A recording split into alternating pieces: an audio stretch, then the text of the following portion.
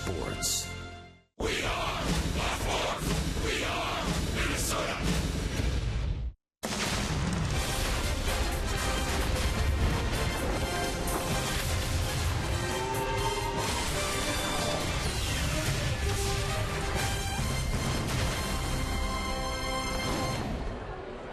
Fans arriving at Target Field looking to provide more of the home cooking that's allowed the Twins to post a 35-22 record here at Target Field. Game number 2 against the Rangers features a matchup of Nick Martinez, who's 2-1 with a 6.20 ERA since the All-Star break, against Minnesota's Mike Pelfrey, trying to get some redemption after giving up 8 runs in 3 2/3 against the Rangers earlier this year. Welcome inside Target Field. It is another spectacular summer night for baseball, and the Twins are looking to build off another magical comeback walk-off win last night, and they've done it 6 times this year at Target Field. Let's take a look at way back in April. Trevor Plouffe in the 11th inning goes yard. They beat the Indians 3-2. Fast forward a couple of months, June the 18th, Kenny Vargas, 9th inning, home run, beating, at that time, one of the hottest teams in the league, the St. Louis Cardinals, 2-1. What a week it was for Brian Dozier. Later, you get the call to the All-Star game, 2-run homer on the 6th, beat Baltimore 4-2, and then an improbable comeback. At one point down 6-0, the 3-run homer beats Detroit 8-6. What an emphatic comeback that was. It built on that from August the 1st. Suzuki up in the 9th. This time it's not the home run, it's not the long ball, it's the single through the infield to left. They beat Seattle 3-2, and then last night, Eduardo Escobar with Suzuki on first. The double down the line, Suzuki will score, and Minnesota has those 6 walk-off wins. They'll hope to build off that momentum and get another win tonight against the Texas Rangers.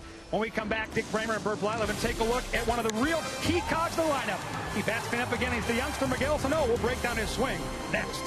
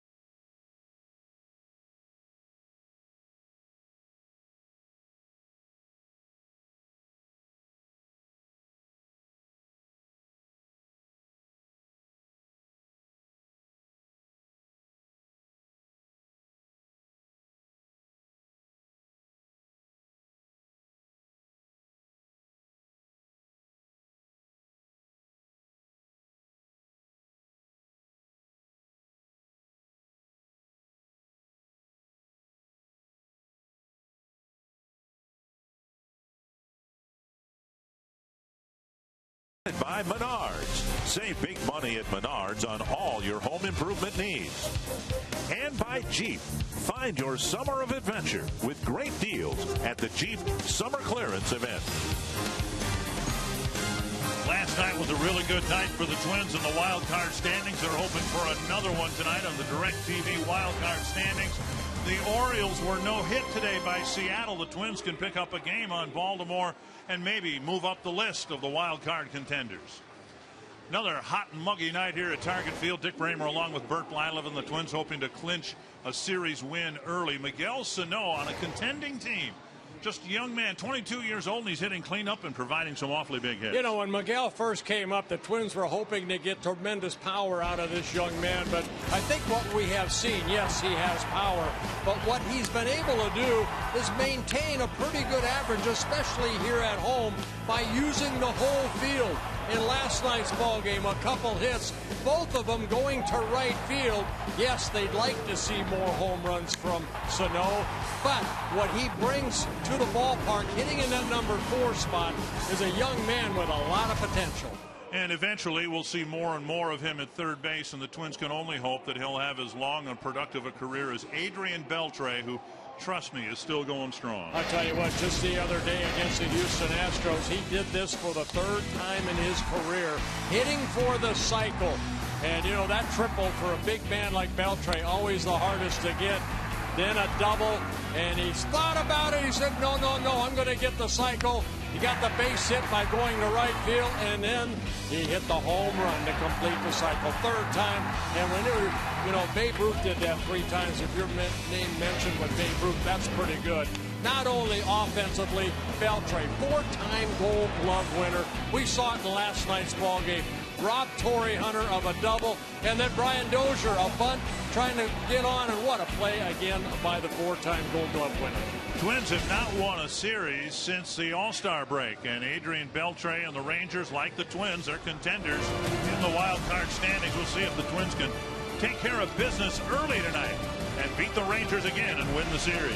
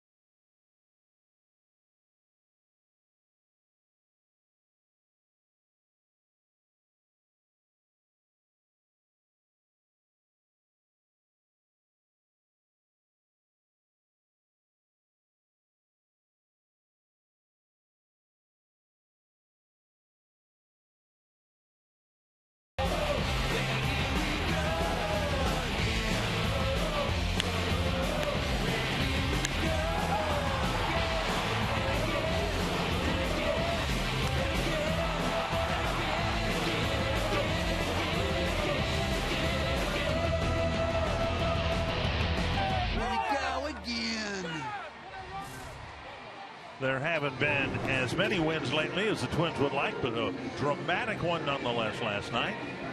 And you get to this time of the year, and you'd like to think a win like that can maybe spring you forward and with a little momentum. Yeah, 50 more games for the Twins, and hopefully they can win at least 30, 35 of them. And the Twins move past the Rangers in the wild card standings. Here's how they line up, brought to you by Menards. Delino DeShields leading off, Shin-Soo Choo, Prince Fielder, Adrian Beltre, Mitch Moreland. And then a change. Josh Hamilton was scratched about 45 minutes ago. Andrus will hit 6th. Rougned Odor 7th. Bobby Wilson 8th. And then Ryan Strasburger is the new left fielder, and he's batting 9th. That'll be Mike Pelfrey on the mound here tonight, making his 22nd start. And as late, we've seen the good of Mike Pelfrey and the not so good. A couple starts ago here at home, where he has pitched outstanding all season long. 8 shutout innings against the Seattle Mariners. But last Friday in Cleveland, 7 runs allowed in 3 2/3 innings. But the Twins ended up winning that ball game 10-9 against the Indians. Northland Ford defense for the Twins. Rosario in left, Hicks in center, Torrey Hunter in right. Blue, Nunez, Dozier, and Bauer the infielders, and Suzuki back behind the plate. Delino DeShields to get things started against Mike Pelfrey. On the outside corner of strike. And I'm going to go right from the get-go and say if Mike Pelfrey stays right there, that's where he needs to stay. He's been hurt when he gets that ball up in the zone. Keep that ball down. He's got the 4-seam and the 2-seam fastball. And right away you see what has made Pelfrey's season so perplexing. It's not a lack of velocity, a decrease in stuff. 95 miles per hour with 2 fastballs, and he gets ahead 0-2. Well, he's not a strikeout pitcher either. Only 58 strikeouts in 122 innings. So he wants to get that hitter out in 3 or 4 pitches. There's a chopper, and Pelfrey fires to first, and DeShields. There's 3 pitches and 1 out. So a good start for Pelfrey. Now, we mentioned the Rangers had to change their lineup. Josh Hamilton has been dealing with a sore left knee. Took batting practice and told Jeff Bannister he needs a night off. Day game tomorrow. Pretty good bet, I would guess, that he would not play tomorrow either. That's our Sanford Health injury report. Here's Shin-Soo Choo.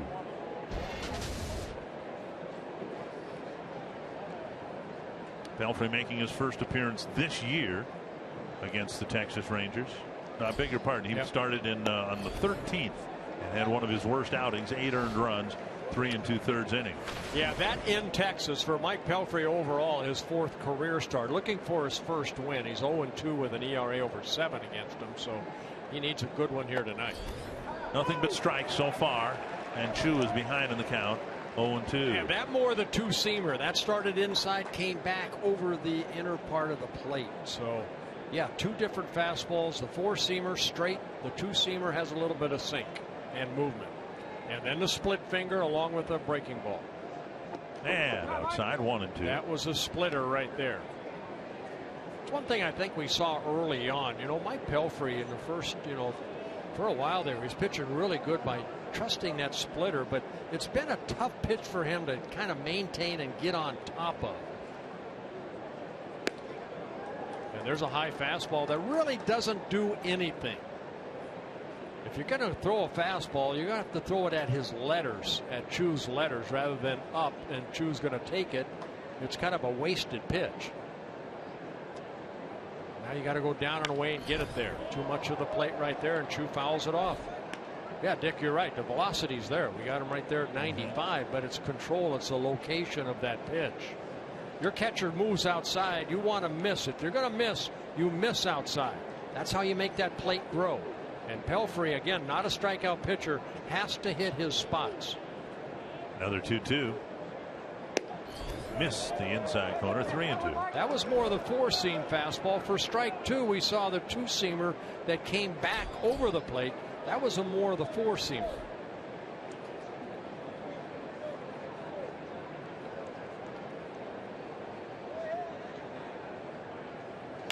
And cracked foul off the bat of Choo. Choo's been a disappointment to say the least for the Rangers. They signed him to a big deal and expected him to be a very productive hitter in the middle of their lineup. Getting just 237 coming into the game. He came into the year. This is his 11th season. He's played for the Mariners, the Indians, the Reds, now the Rangers. a .287 hitter. And he's just struck out for the 104th time in 368 at bats. Swinging at a pitch out of the strike zone, so Pelfrey gets away. That may have been ball 4. And a good movement on that two-seamer. It works outer half of the plate, and Chu swinging through it. Here's the designated hitter, Prince Fielder. Fielder, very good numbers against Mike Pelfrey. 3 home runs for Fielder against Pelfrey. Pelfrey just missed the outside corner. 10 hits and 28 at bats for Fielder.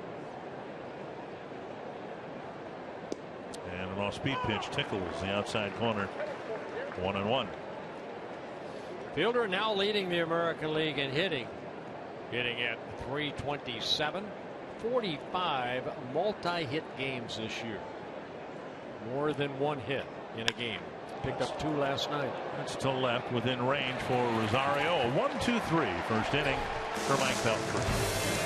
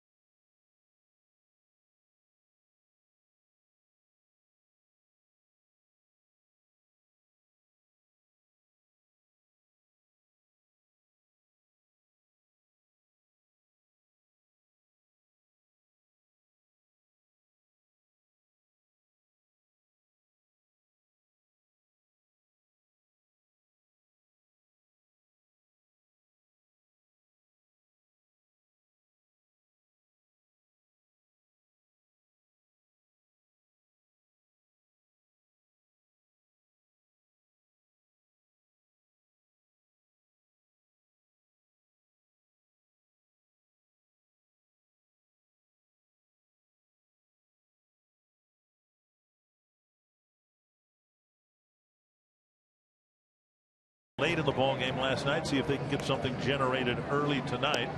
The Menards batting order looking a lot like the last night's lineup. Aaron Hicks, Brian Dozier, Joe Mauer, Miguel Sano, Trevor Plouffe, Torrey Hunter, Eddie Rosario, Kurt Suzuki. A change at short. Eduardo Nunez is the starting shortstop. He'll bat 9. And Nick Martinez on the mound, making his 21st start of the year, his second against the Twins. He got a no decision in Arlington back on June 14th. He worked 7 innings, pitched a good ball game. Damage a couple home runs, one to Brian Dozier that led off the ball game. Got a no decision. Twins ended up winning that ball game 4-3. Here's Hicks, and he takes ball 1. Second game in a row where Hicks has batted out of the leadoff spot. Brian Dozier and Joe Mauer will follow. Hicks didn't get any hits last night, but he hit a couple of balls hard and had good at bats. And that's sometimes the judgment that's made on hitters rather than the results you see in a box score, whether they had competitive, good at bats. 2-0. A drive to right center field and deep. That's a good at bat. Well, it was Brian Dozier that led off the game in Arlington against Martinez with a home run. And here Aaron Hicks batting first. Hits a home run. The Twins take an early lead. Home run number 7 on the year for Aaron Hicks. And for the team, their 100th home run of the year.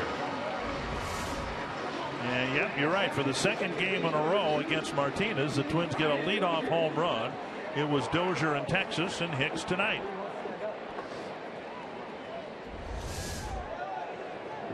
Here's Dozier. And he takes a strike on the outside corner. Took a couple of pitches, had a 2-0 count, and then do what good hitters are supposed to do with a 2-0 pitch.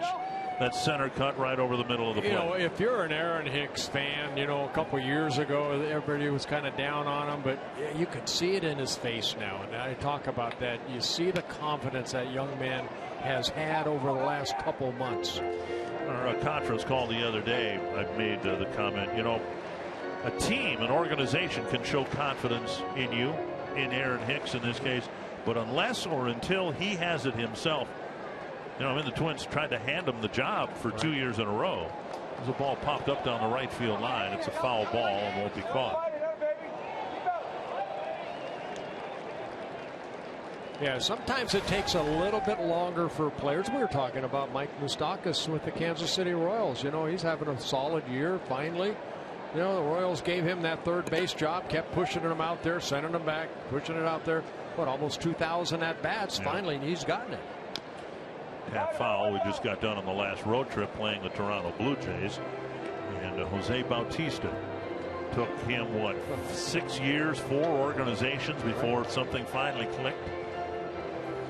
1-2 to Dozier. Yeah, there are not too many Mike Trouts out there. No.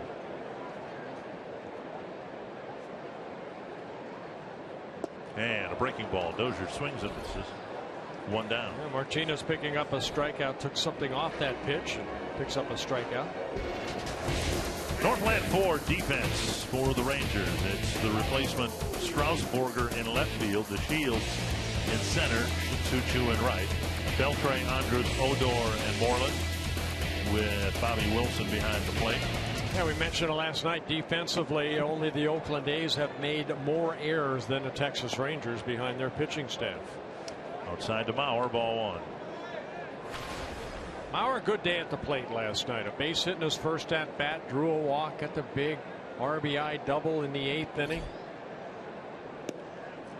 And strike 1, 1-1. And that's what the Twins, you know, I've said 50 more games. If they can win 30, 35 would give them, you know, 90 wins, and hopefully that would get you into postseason. 91 wins, be exact.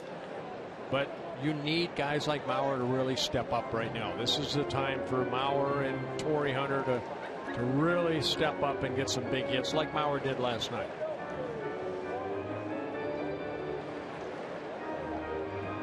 Twins had that dreadful first week of the season and then kind of collected themselves during an off day. Mauer lifts it foul into the seats and then went on about a 7-week run, the best baseball, extended baseball run we've seen around here. And that's kind of what the Twins need to do now. Right. Forget about what happened on the last road trip, and you better figure out a way to play good baseball on the road in a hurry, because the Twins have a couple of very difficult road trips coming up. Fouled by Mauer. Twins have 2 week-and-a-half-long road trips coming up.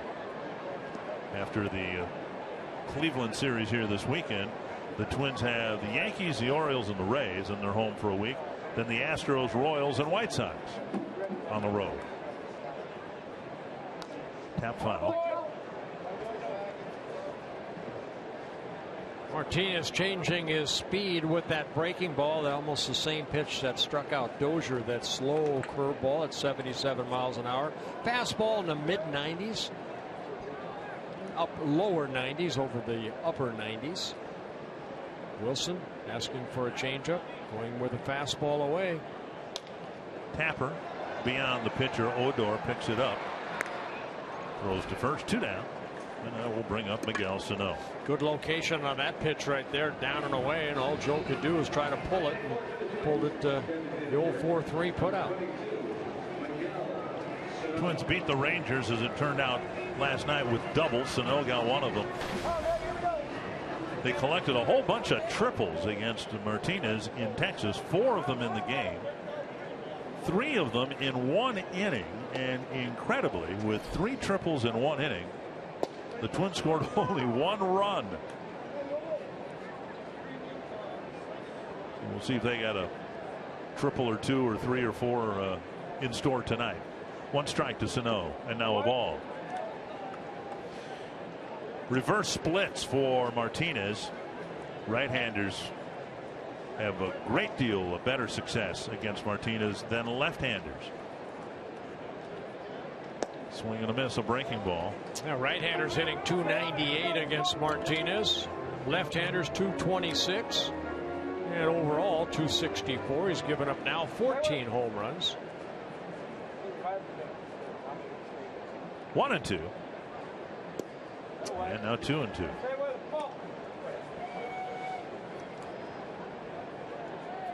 Sano with the game tying double in the 8th inning.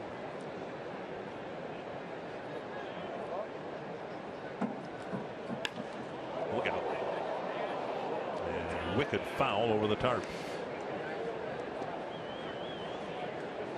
Martinez just 24 years old. This is his 2nd season with the Rangers.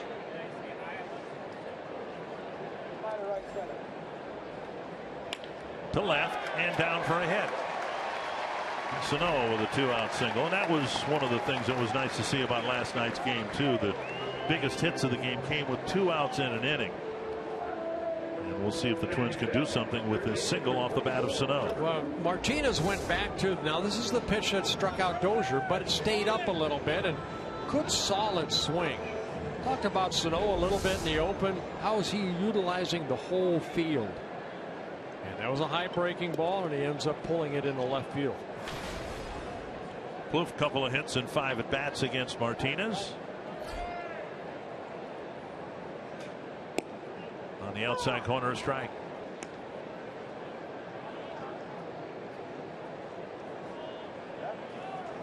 Martinez out of Fordham University in the Bronx.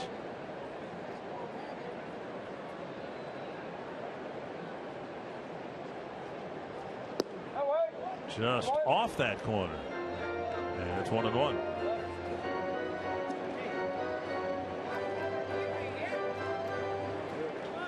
Fordham University produced the Fordham Flash, Frank Frisch, and the wonderful, still great, ageless Vin Scully. A legend. 1-2 to Plouffe.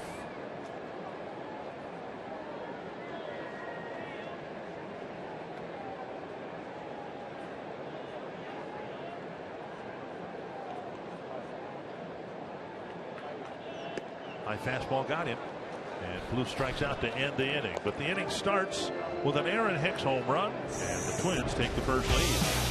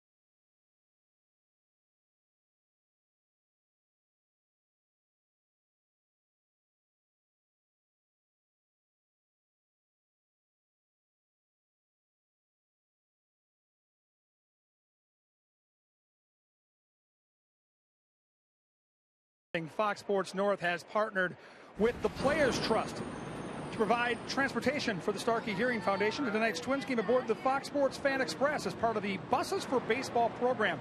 This program will provide over 750 youth across the country with an unforgettable ballpark experience this season as the personal guests of the players. Taken in tonight's game is a group of children and their families who received free hearing aids from Starkey Hearing Foundation. For more info, visit StarkeyHearingFoundation.org. Guys, it's the final month of summer for the kids, and what a great way to spend it on the bus and at the ballpark on a perfect summer night. It is all of that. Thank you, Kevin. Yes, thank you, Kevin. Adrian Beltre will lead off the second. He's just taken. And I didn't hear a thing he said. You should get on the bus.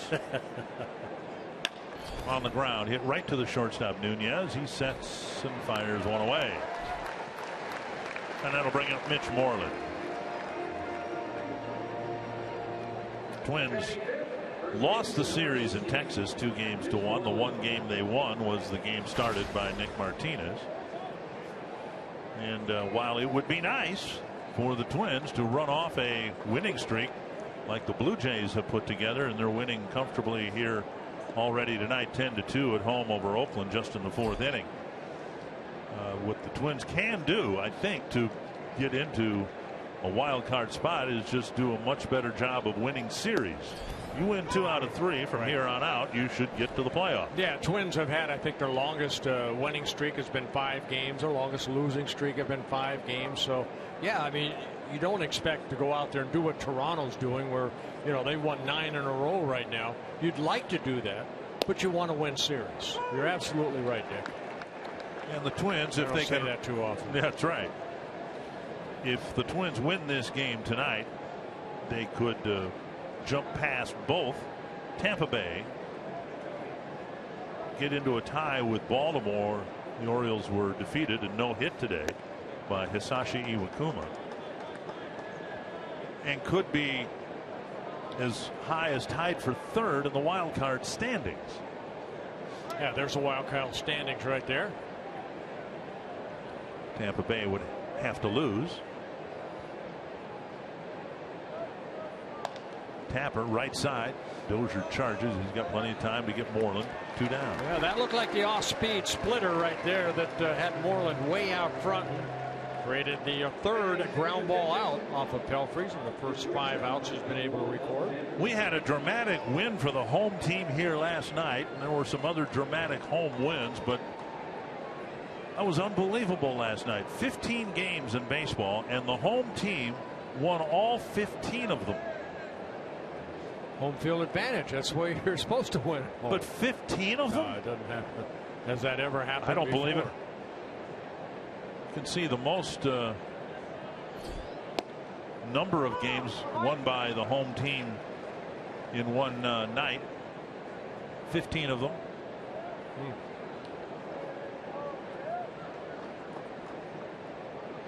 You got to go back to 1963 to find something similar. Here's a fly to short center, hit right at Hicks. Another good inning. A couple of weak ground balls and a fly ball, and another 1-2-3 inning for Mike Pelfrey.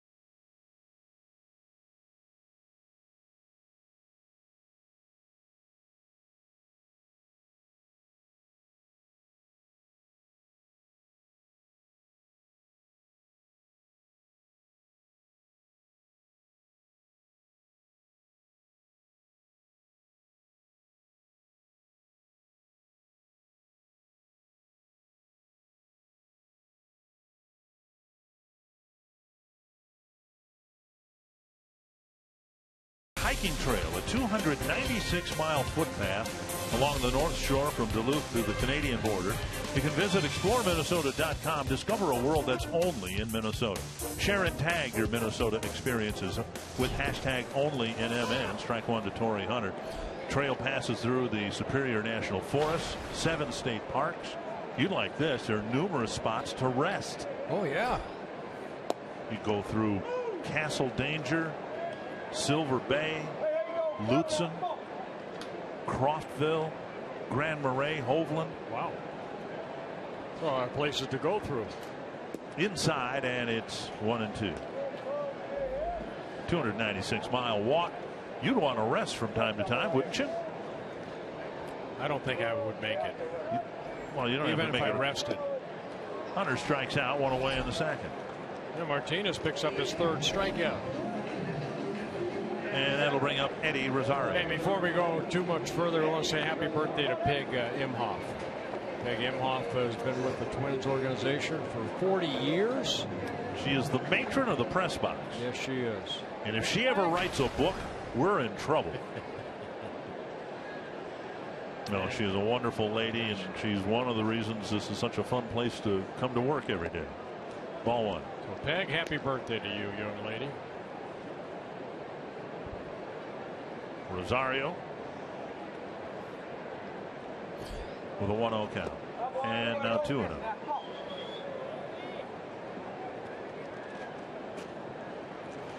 Twins with a couple of hits, including an Aaron Hicks home run in the first inning.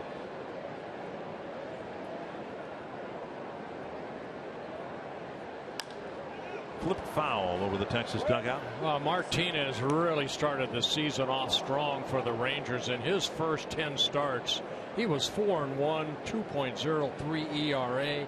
8 of his first 10 starts were quality starts, but over his last 10, you can see the high earned run average. Good off-speed pitch right there. 3 and 5 over his last 10 starts with a 6.02 earned run average. Mike Maddox, the pitching coach.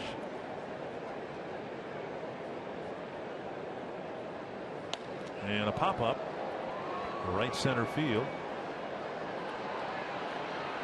And the center fielder DeShields make the catch. 2 down. And that'll bring up Kurt Suzuki.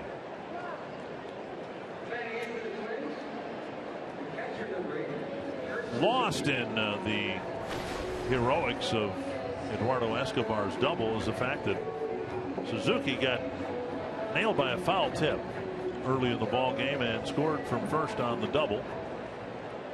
And that couldn't have been a pleasant run around the bases. He got hit where you and I would be immobilized for a few days. Strike 1.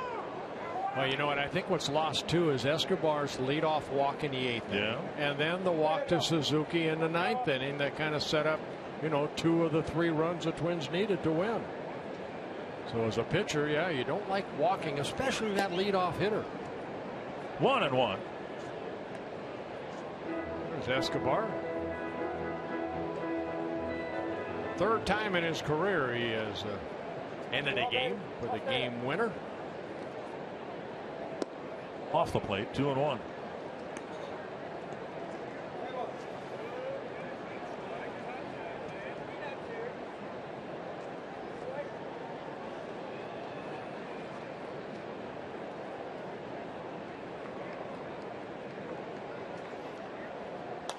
And that's down the right field line, foul back into the seats. And Suzuki, of course, not having the year he had last year when he hit 288 in 131 ball games. Drove in 61 runs. Right now hitting at only 228. He's driven in 33.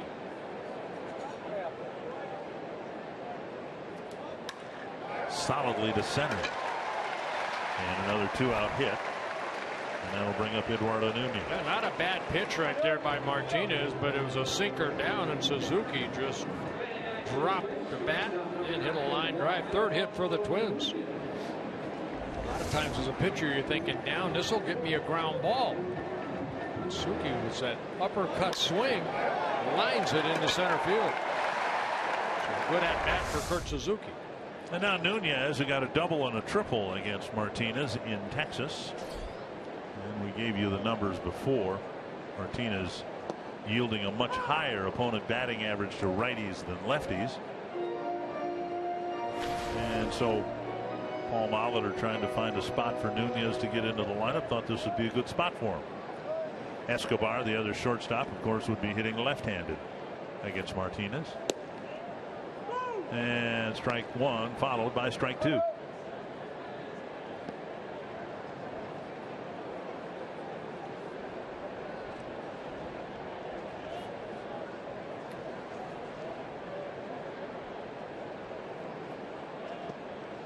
Breaking ball away. Martinez last year for the Rangers, 24 starts, 29 games overall, 5 wins, 12 losses. Comes into this game 7 wins and 6 losses, making his 45th major league start. And a chopper foul. Beltre even catches the foul balls.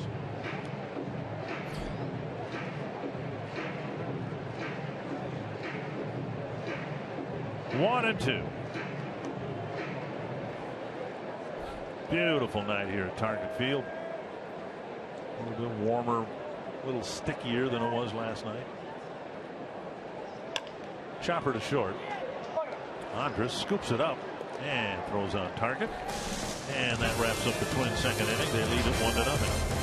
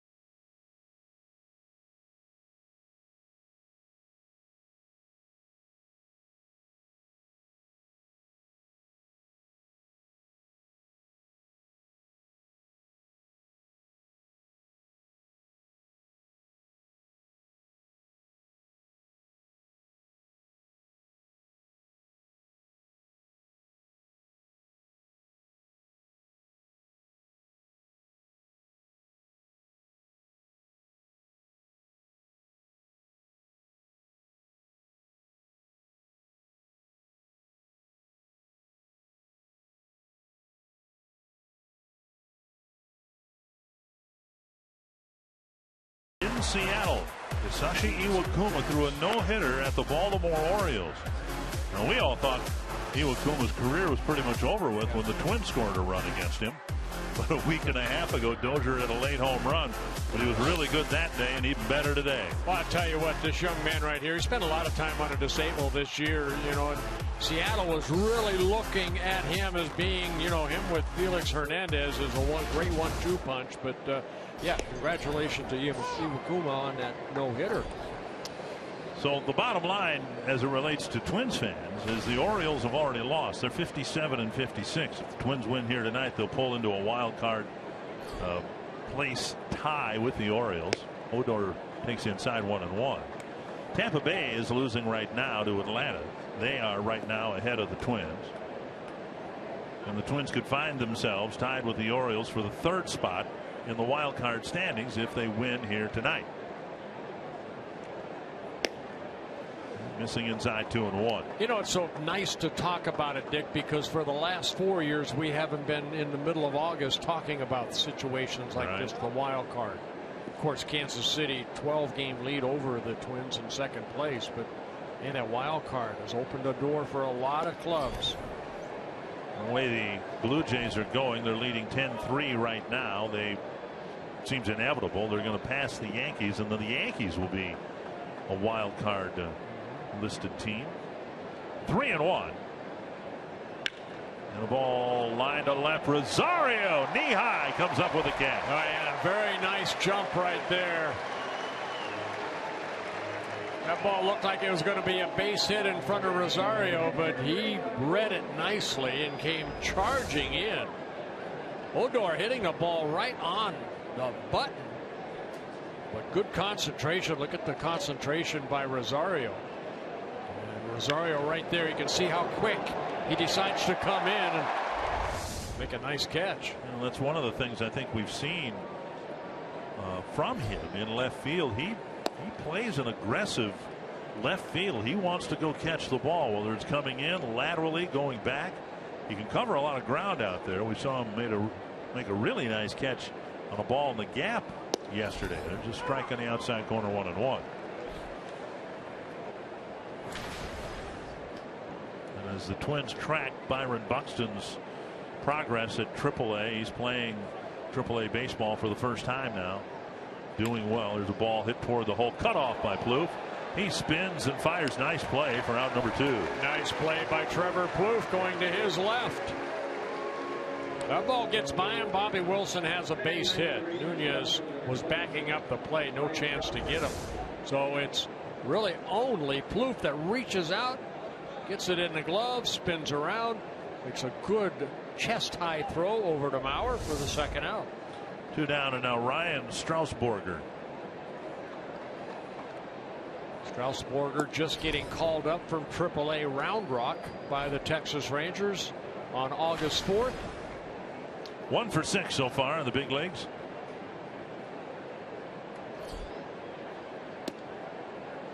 And now 2-0. Strasburger, 27 years old, signed by the Rangers in 2010 out of Indiana State. 6 minor league seasons, a .256 hitter.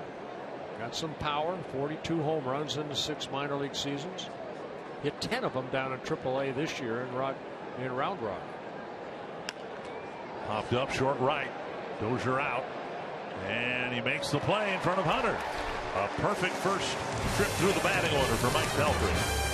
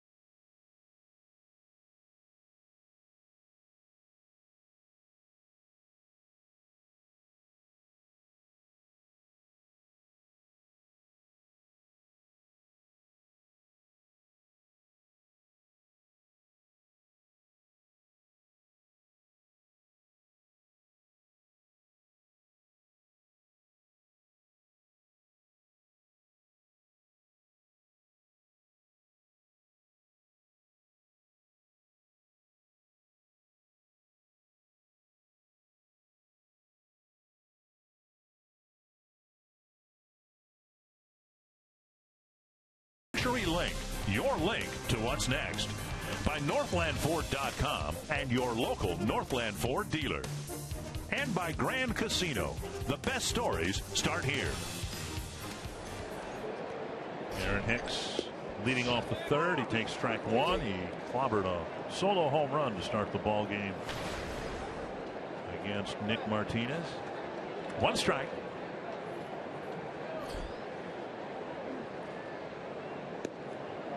And now 1-1.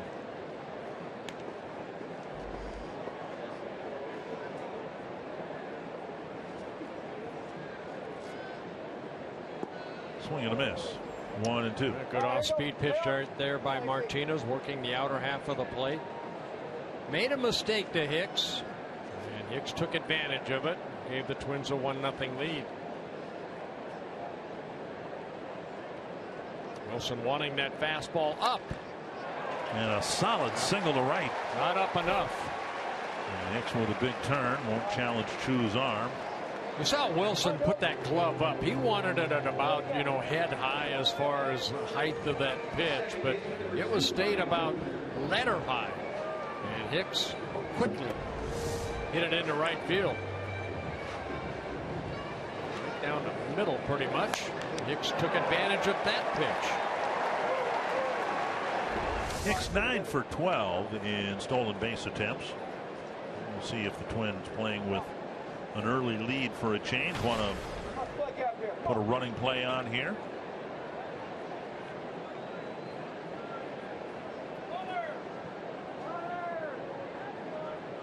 Fouled back.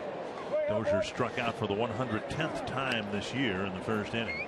He's on a pace to break Bobby Darwin's team record for strikeouts in a season.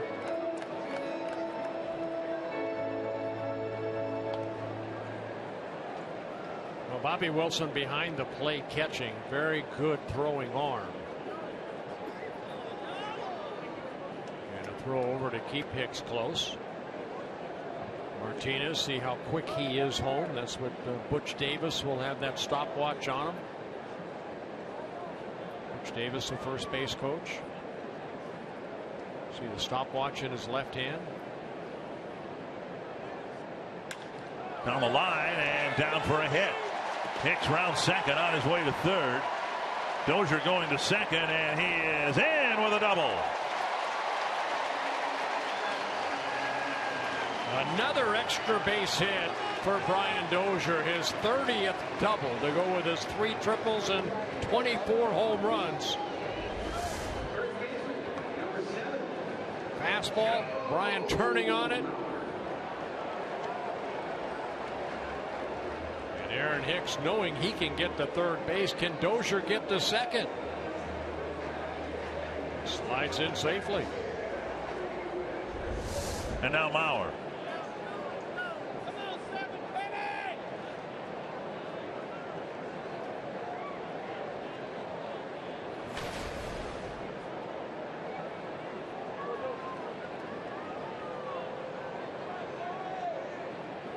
Infield playing back, so they will concede a run if Joe Mauer even hits a ground ball to second. Bouncer to short. And Hicks will score. It's 2-0. Mauer gets an RBI, his 49th.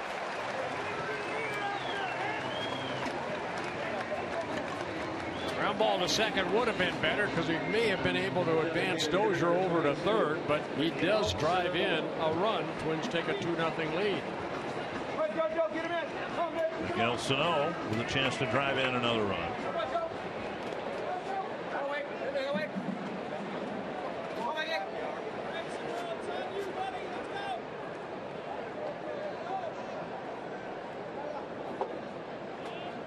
Sano singled his last time up. Takes outside, ball 1.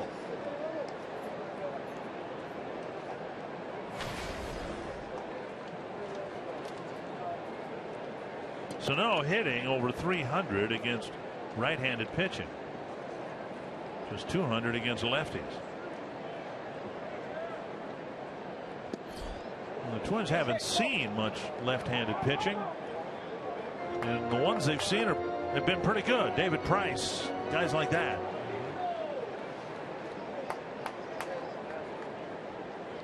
One and one to Miguel Sano. Well, they were going to see another left-hander tomorrow, but Cole Hamels came up with a little bit of a groin injury, and it'll be a right-handed pitcher. Chichi Gonzalez. Chichi Gonzalez, yeah. There's Hamels. He was up earlier this year with the Rangers. A high blast to left center field. Miguel Sano, his 6th of the year, and it's 4-0. A second deck shot for Sano. We kind of highlighted Sano and Adrian Beltre in the open about the power at Beltre, over 400 home runs. Sano hitting his 6th major league home run. And Beltre at third base has to be impressed by this swing right here and the power. Just dropped the bat. That ball ended up in the second deck. And the Twins take a 4-0 lead. Over the bullpen in the second deck. Here's Plouffe up high, ball 1.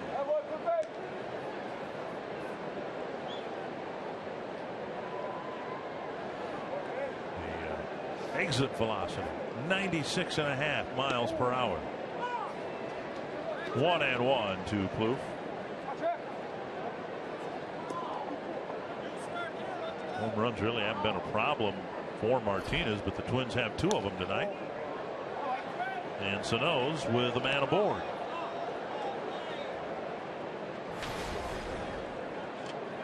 Four to nothing. 1 gone in the third. 1-2 to Plouffe. Tap left side from the hole. Andres fires across. Save. A tremendous effort by Elvis Andres, and Plouffe just barely beat it out. What a great effort right there by Andres. My goodness, Beltre went as far as he could. It just got by him, and Andres, great effort. Rangers are going to review it. Bannister looking at it, but see, just out of the reach of Beltre. Andres jumps, leaps. And it's a bang-bang play. I don't think there will be enough evidence.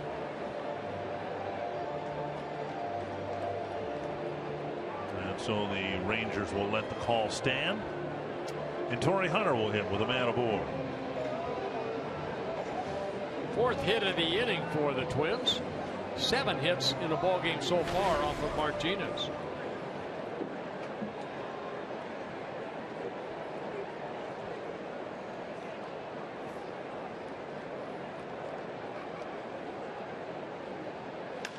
Fly ball center field.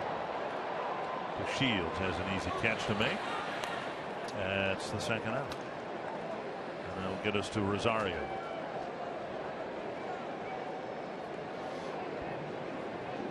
Martinez pitched last Wednesday against the Houston Astros in Texas and worked 5 innings, only gave up 1 hit, got the win, a 4-3 win over the Astros. But he has struggled on the road. Rosario with a fly to center, his first time up. Breaking the ball down and in, and a swing and a miss.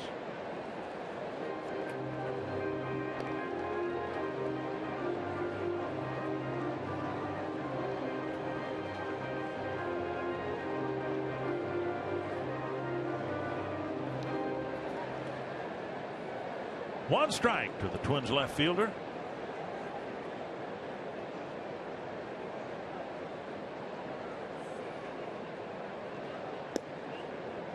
Missing down and in, 1-1.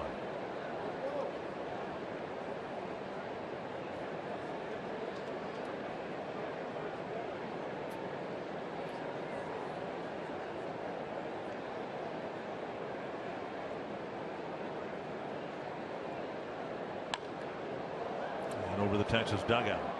Can't help but watch Rosario and how he's become very quickly an everyday player. He's handled things in left field. His batting average has been in the 270 to 280 range all year long. And you see the improvement that Hicks has made this year, and we're all waiting for Byron Buxton to stay healthy and blossom. This is going to be one athletic outfield the Twins are going to have. Ball dumped to left, a base hit for Rosario with 2 strikes. He just wanted to make contact, and he did, and picked up the 5th hit of the inning. Yeah, we have shown Rosario's patience at the plate and the way that he just utilized, almost flicks the ball. And this is an off-speed pitch. That's what it looked like. He just kind of flicked it in the left field. Mike Maddox, the pitching coach, out to talk to his right-handed pitcher. But look at the movement right there. Rosario just kind of flicking the bat out there and hitting it softly in the left. Suzuki will have a chance with 2 men aboard. Suzuki's lined a single to center his first time up.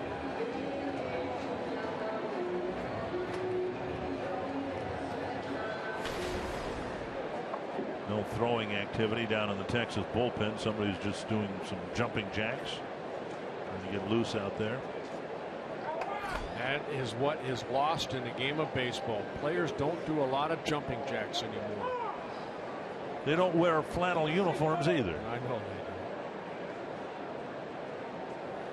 do. Could you right now, if I asked you, could you stand up and do a jumping and jack? do a jumping I jack? could do as many as you want. I'd like 122. Why 122? I don't know. Because I don't think you can do them. Oh, I can do them. How about if I give you 5 of them? Ready?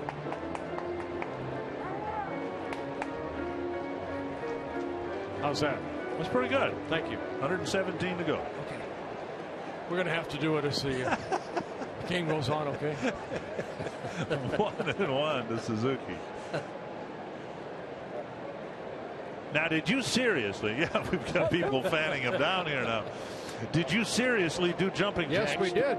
That was kind of our warm-ups when we first went out as a ball club back in the 70s. We would, you know, kind of pitchers would get together, and you'd start by doing jumping jacks and then get into stretching and everything. Let me catch my breath here, but 2-1. we did. We used to do that. Okay. I always talked to Perry Castellano, the strength and conditioning coach for the Twins, about players doing that. And one day I'm up here doing my notes, and all of a sudden all the players down there are doing jumping jacks, and they're looking up here, and I'm giving them high fives. Wow. Yeah, I was excited. That was a great day. Right off the end of the battle roller to Odor. Sounds to me like something that would pull an oblique. 3 runs for the Twins, 2 of them scoring on a tape measure. We never knew what by oblique Miguel was. Sano. What's an oblique?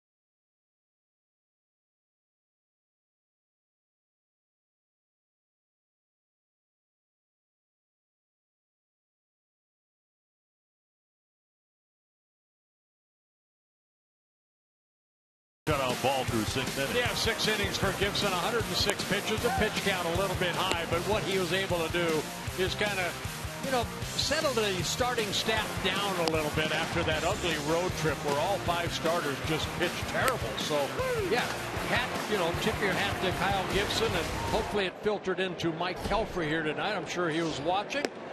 And so far so good for Mike Pelfrey. 9 up, 9 down. And we'll see if Pelfrey can handle this big league. It's been a chronic problem for Mike this year, including in his last start when the Twins gave him 6 runs in the top of the 3rd inning. And Pelfrey couldn't even get through the 4th in holding the 6-0 lead. You have to tell yourself it's still a 1-0 ball game or a 0-0 ball game, no matter what the scoreboard says. Stay focused. First two pitches here to DeShields up in the zone, so he needs to get back down where he's been able to get some ground ball outs.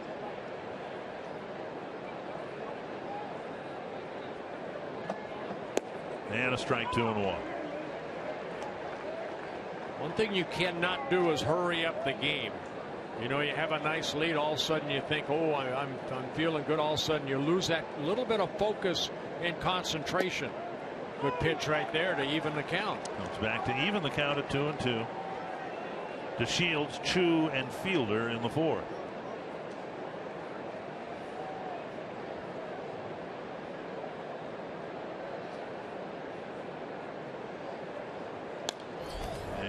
Fields protects the plate. You know, you see that a lot, I think, from younger pitchers, Dick. A lot of times you'll get that big lead and, you know, you'll say, oh, well, you know, you're already 2 or 3 innings ahead and all of a sudden you're out of the ball game. But here's a guy that's a veteran. This is his 209th major league start. So Pelfrey knows that he needs to stay down in the strike zone to be effective.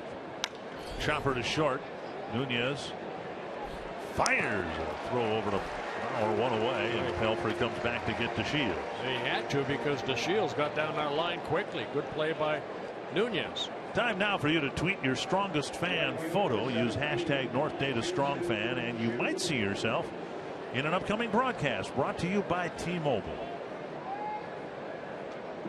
Shin-Soo Choo struck out swinging. His first time up against Mike Pelfrey. The only strikeout for Pelfrey so far. 10 up, 10 down.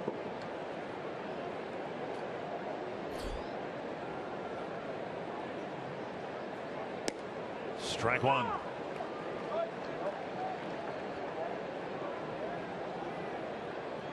That's a good strike one pitch to get ahead in the count, but you don't want to throw another one right there. You want to get back down like that. Good off-speed pitch. Chu took it. Maybe the splitter.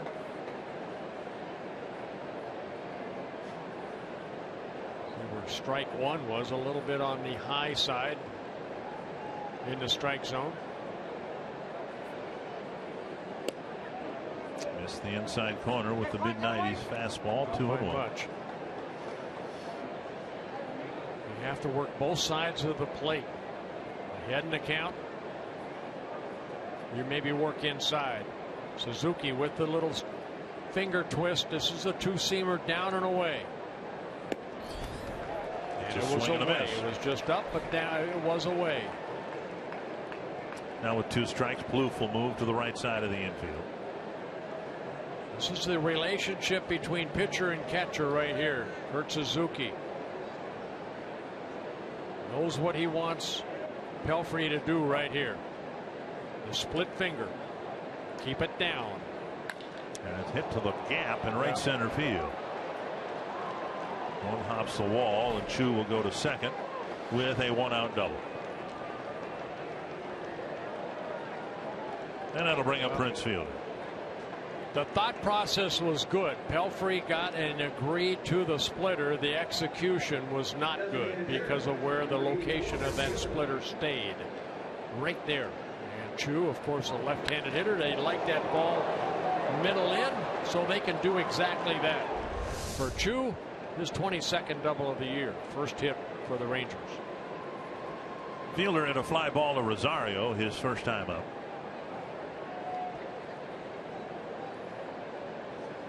Pelfrey from the stretch for the first time.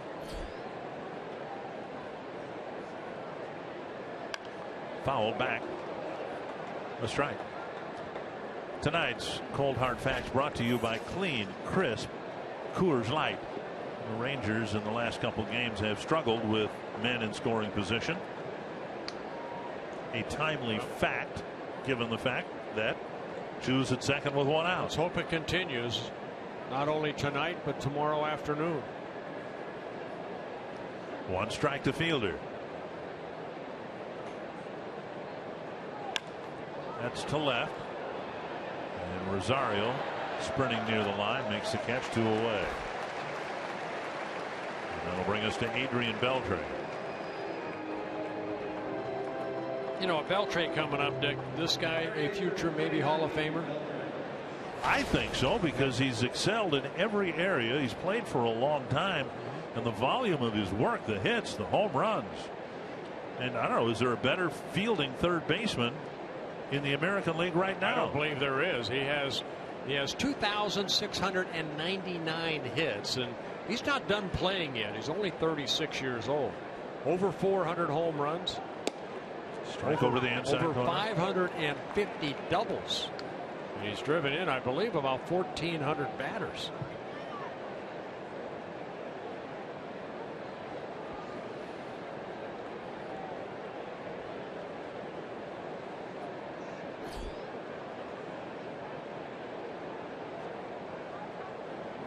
Chopped foul.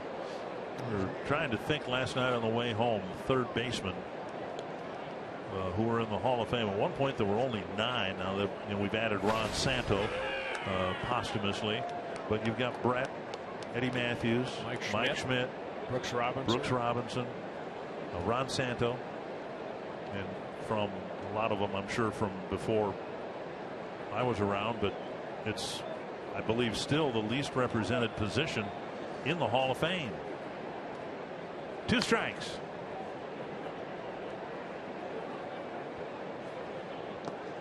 And Beltre strikes out on a great pitch by Pelfrey. That splitter, good pitch right there.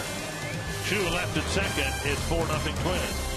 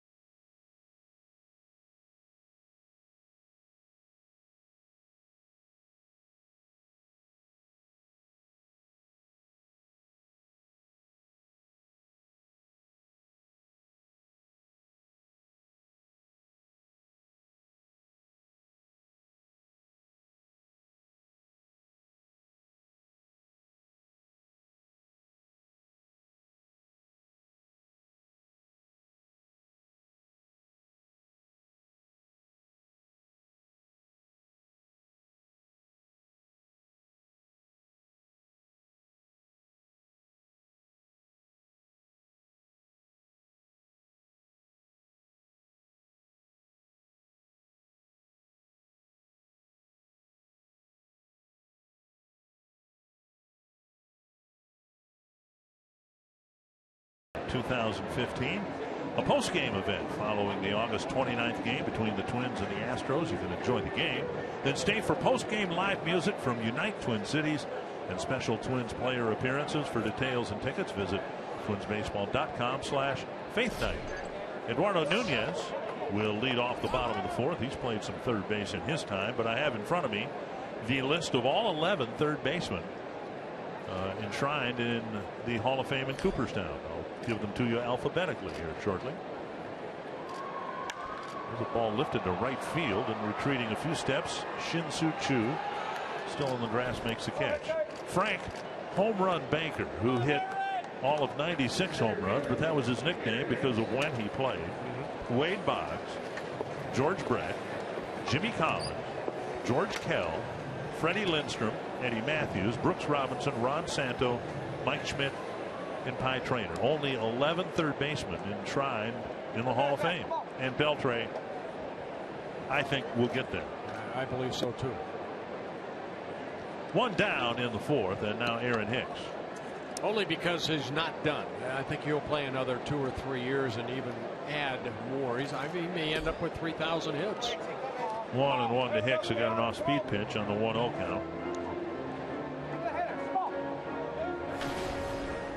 Hicks with a long home run to right center field and a solid single to right. He had a 3-hit game a week and a half ago with all 3 hits coming from the left side of the plate. Something that, of course, a year ago would have been impossible because he, for a brief time, gave up switch hitting. 2-1. And now 3-1.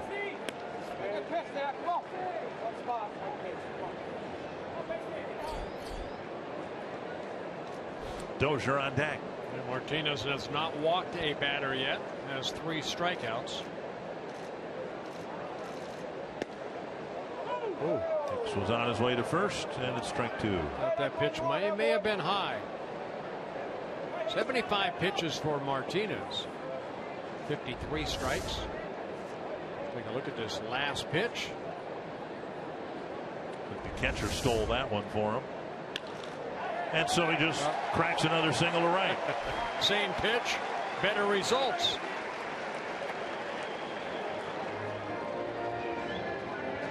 Aaron Hicks with a 3-hit night. His batting average is climbing toward 300. Yeah, another two-seamer that stayed up, and Aaron Hicks for the second time lines the ball into right field, as he did in the 3rd inning.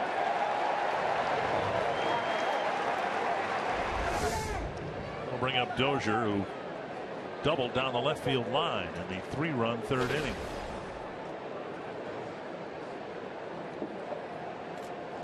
Strike 1.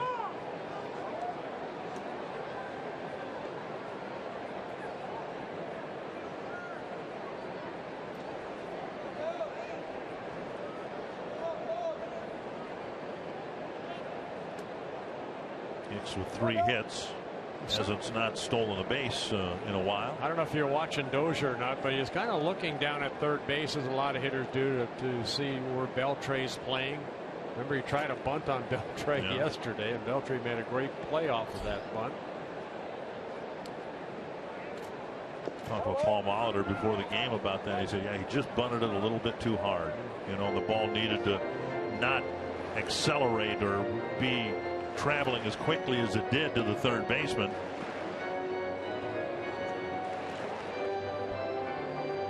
I saw that turf in Toronto. I guess if he had laid down that bunt in Toronto, it probably would have stopped. They'd still be looking for it.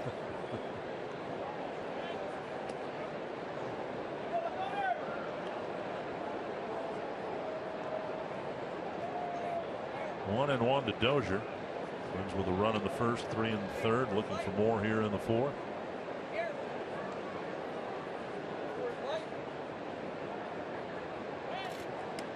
Two home runs tonight. The Twins now have 101. This being their 113th ball game. There's been 7 stolen bases against Martinez with him on the mound in 9 attempts. And Hicks with 9 stolen bases. Inside, nearly clipped him. 2-1.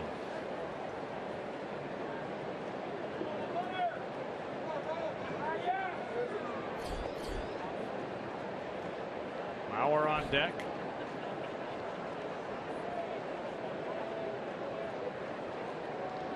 Two and one. The Twins second baseman. Check swing, half swing, and a foul. 2-2. There are 4 teams in baseball who have yet to hit their 100th home run. Kansas City, Cleveland, Oakland, and surprisingly the Chicago White Sox. 2-2. And Dozier strikes out. 2 away. Strikeout number 4 for Martinez. Dozier striking out for the 2nd time. And now Mauer. Joe drove in a run with a ground ball in the 3rd inning.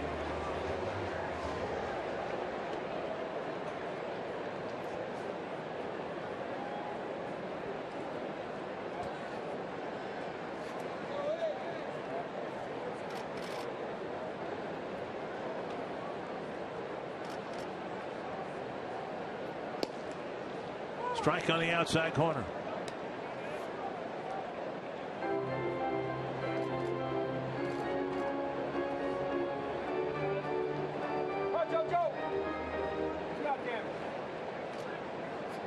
Two down, a better chance perhaps that Hicks will take off. Twins had a runner picked off yesterday. Eddie Rosario got picked off first.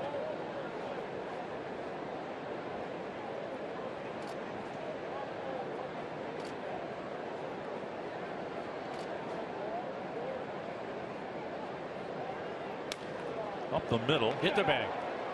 Kicked around by Andrus, and Hicks is safe at second. Mauer at first. And I don't know whether that ball hit the base or not. Yeah, it was hard from this angle right here. It sure got close. May have skipped off the top of the second base bag. If it hits the base, it'll be a base hit. If it didn't, it'll be an error. Let's take a look right here. Nope. Nope. Bounced over the bag, and a ball. That should be an error. Just kind of booted right there by Andrus. Hit the heel of his glove. He had plenty of time to catch it. And make a throw over to first. Gives Sano a chance with 2 men aboard. He has a single and a 2-run home run. The error charged to Andrus, extending the inning. 19th error for Andrus at shortstop. And that kicks away from Wilson. And Hicks to third, Mauer to second. A wild pitch.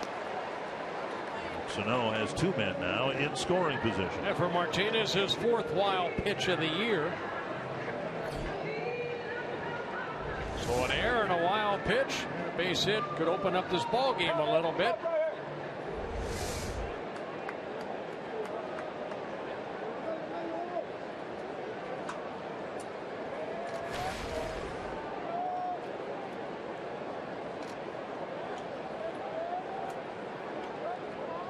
One and 0 to Sano. And strike 1 and 1.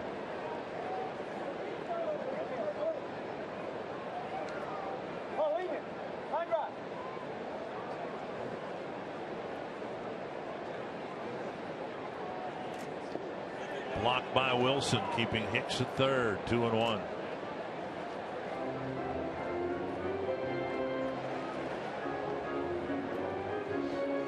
The prior pitch in the dirt looked like the ball might have hit his glove. This time it might have hit the glove too, but he kept it in front of it. Yeah, on the wild pitch, that was more of a breaking ball that deflected behind him. That was more of a sinker, changeup that he's able to knock down. 2 and 1. 3 and 1, a base open, and Plouffe on deck.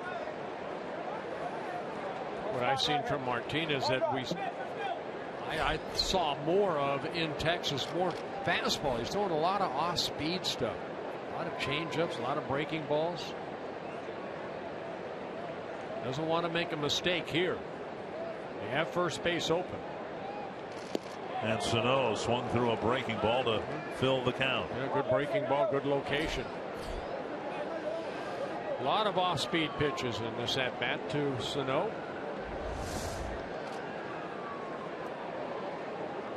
Trying to hit that 3-run home run. 3 and 2.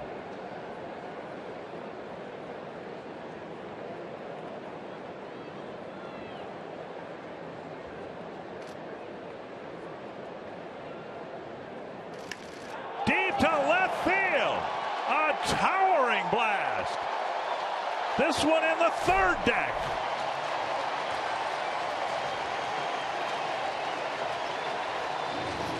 Oh my.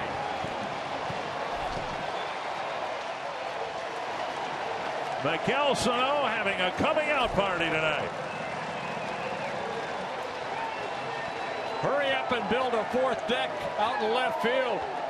His next at bat, he may put it up there. That looked like a 2-seamer, and Sano, wow, at his power, hits it a mile. Twins take a 7-0 lead thanks to the 5 runs batted in by Miguel Sano. And Plouffe fouls one back. You know, we have a conference call in the morning to discuss the broadcast, and Jack Morris made the point today. He really hadn't seen Miguel Sano get hot yet. That's one of the things that really was intriguing to Jack, that here's this young guy who's been very productive, but we really haven't seen him have a game like the one he's having here tonight. 3 hits, 2 home runs, 5 runs batted in. Plouffe takes one down and away, and the error by Andrus really cost the Rangers here in the fourth inning. Yeah, you know what? As a pitcher, that's a mistake of a young pitcher right there, because you have first base open. He threw kind of a two-seamer that came running back into the swing of Sano. And that's a learning lesson right there for Martinez. What a night so far for Miguel Sano. And a strike called. And now the count's full to Plouffe.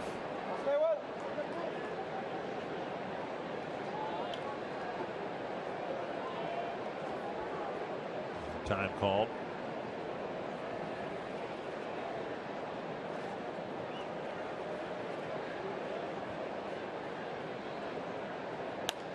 Driven to the right field corner, but turning right. Foul. Anytime we see Plouffe, in my opinion, do that, that's a good sign. When he starts hitting that ball the other way, even though that ball was foul, it was a fastball away, didn't try to pull it, went with it.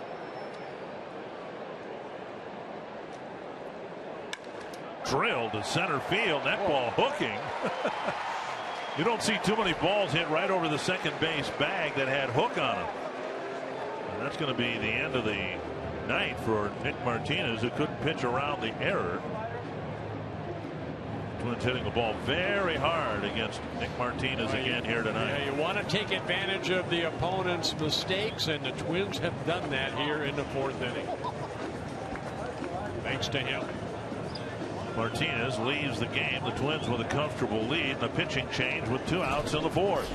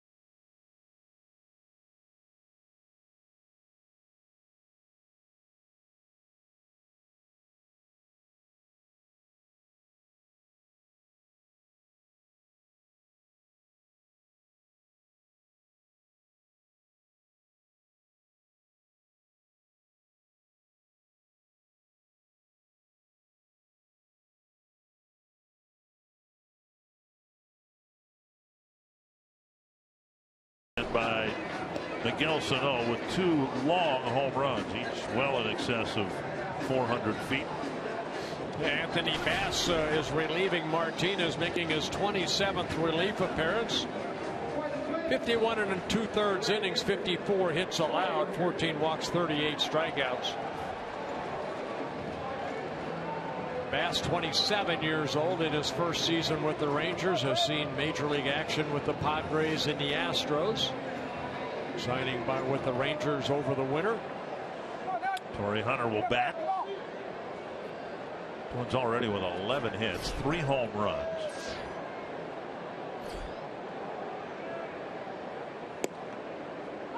And a strike. Kansas City's come back from an early 2-0 deficit. They lead Detroit now 4-2. Cleveland leading the Yankees late. Toronto leading Oakland late. Foul back. And this could be a really good day for the Twins. They did what they had to do last night. They won their game, and then some other things happened, and it appears to be the case again here today, with the Orioles already having lost. Tampa Bay is losing.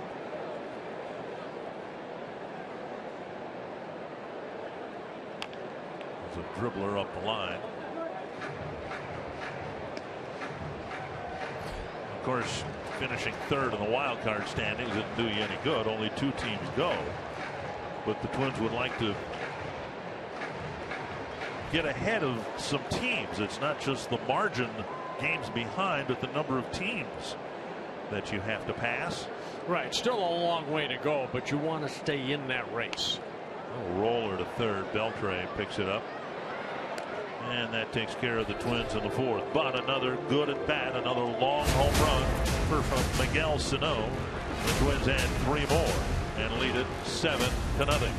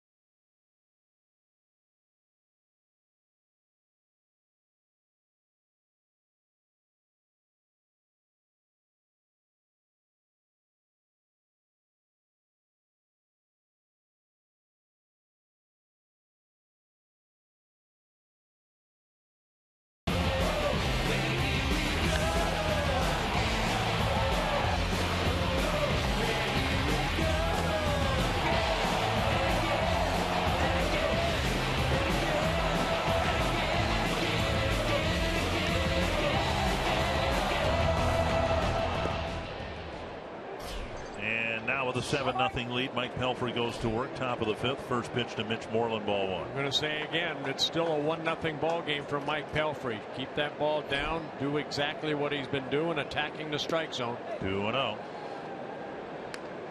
Fell behind in DeShields last inning with that 4-0 lead and ended up coming back and getting DeShields to ground out to Nunez at short.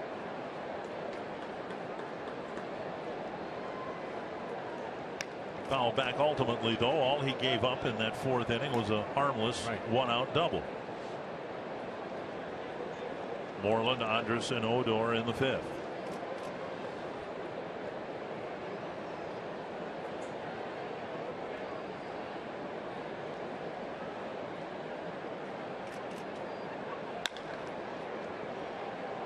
Dozier gets in front of it from the outfield grass. He throws out Moreland.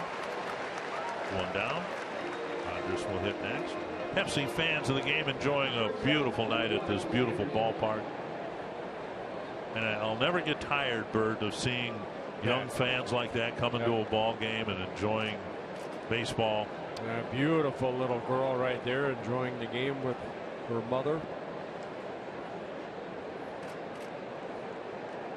Father, kids, families. And then on the other end, of course, how many times do we have interviews with or acknowledge people celebrating birthdays, 85, 90 some years old, some of them here at this ballpark for the first time. You're not saying Peg Imhoff's 95. No, no, I'm not. All right, good. She did tell me there's a 7 in her age. She wouldn't tell me exactly if the 7 was first or second. And you let her get away with that? No, I know. She told me. I said, "Oh, you got 2 lucky 7s. Nice going, Peg." 2-1 to Andrus.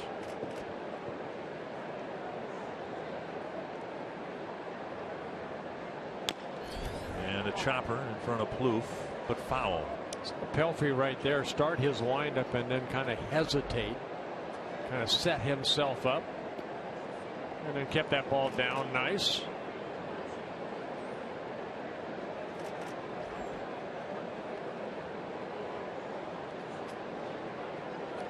Two and two. 6 ground ball outs for Pelfrey, 5 fly ball outs, a couple strikeouts.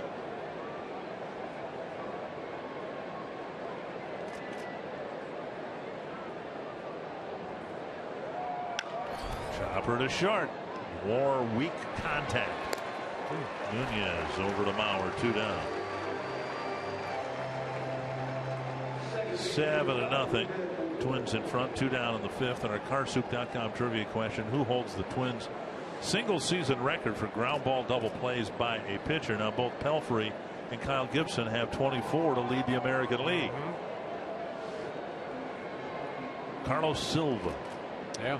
What did he have? The 6-1 game when he pitched that shutout against the Angels? Threw the ball into the upper deck at the Metrodome. Swing and a miss. That was awesome.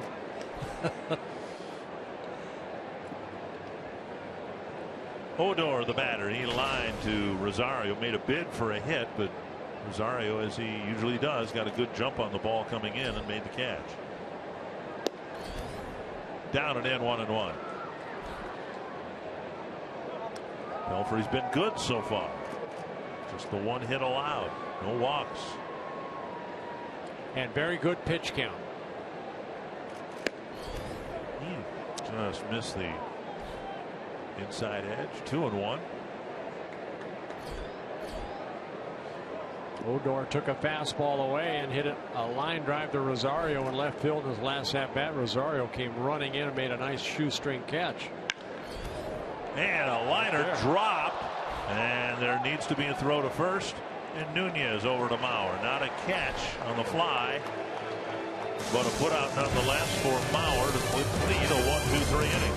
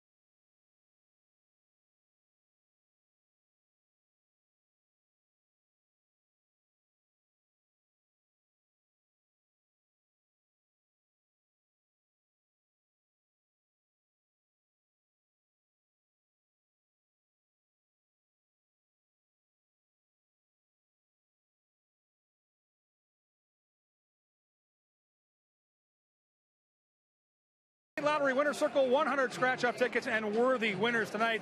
Teachers from Rochester, Eric and Heather, I know the summer's winding down, but 10 years together, your kids back home watching, Twins up 7-0, got all your friends with you to celebrate the occasion. How special is this, Eric? This is an awesome night. This is our 2nd or 3rd year in a row of doing this, and you know, I couldn't ask for better company being here with my wife.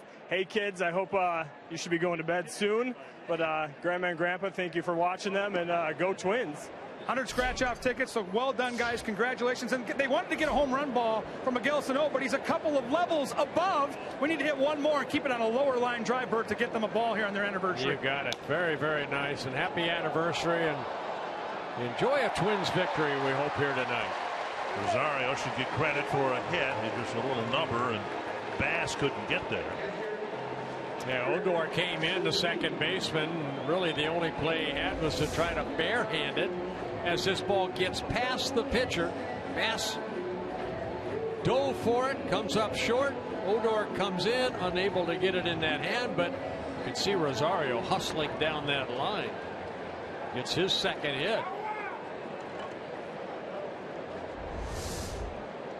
And now Suzuki, single and 2 trips. The Twins have their hitting shoes on tonight. 12 hits already.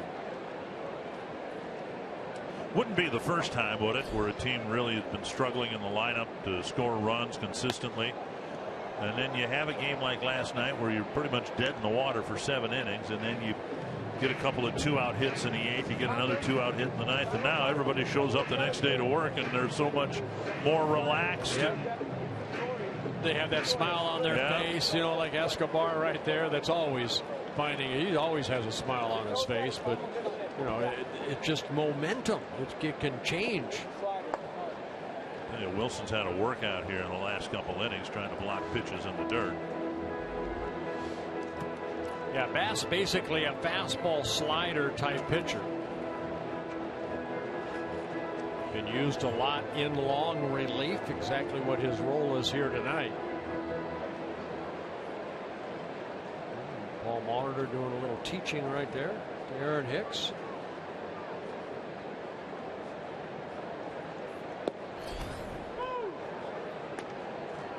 Two guys who were not with the team at the start of the year. Aaron Hicks has 3 hits. Sano has 3 hits. The most impactful position players in tonight's game.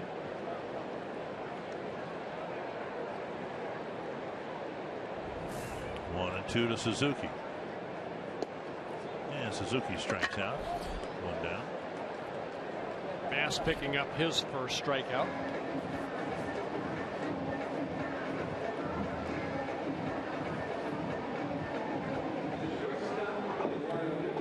And now Eduardo Nunez.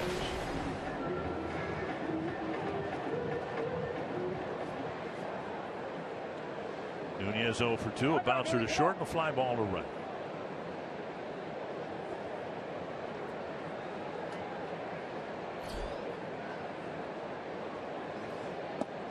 A strike.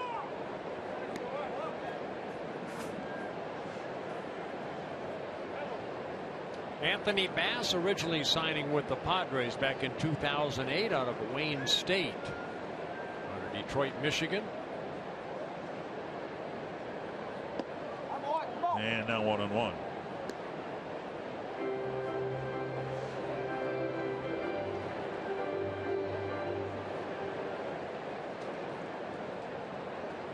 One and one. Twin shortstop.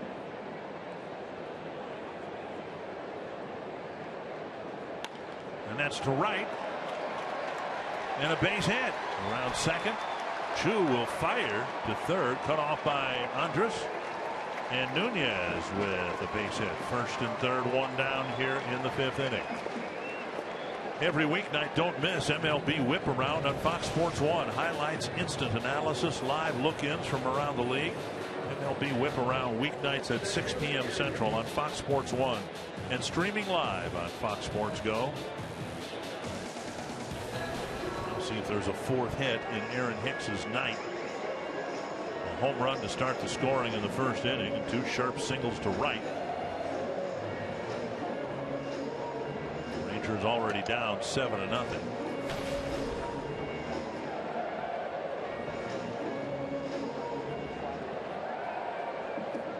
Batting average has already jumped up 10 points tonight.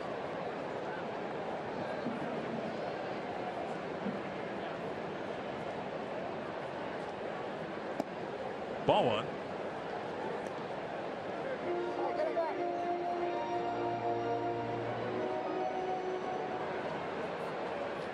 Rosario started the inning with a single.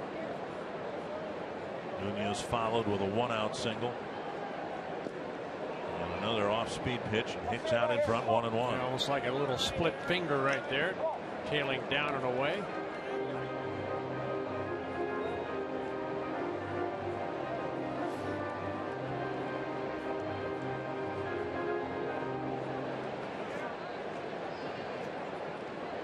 1-1.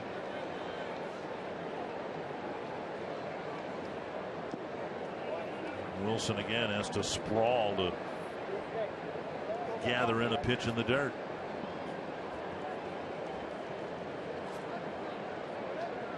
This is where Hicks's plate discipline really serves him well. He's got himself in another hitter's count, 2-1.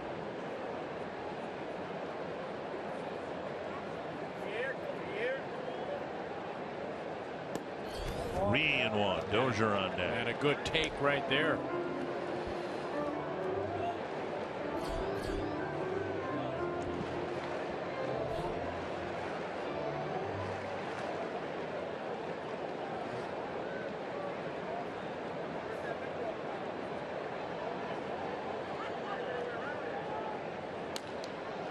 A 4-hit night for Aaron Hicks, and all 4 have been bullets.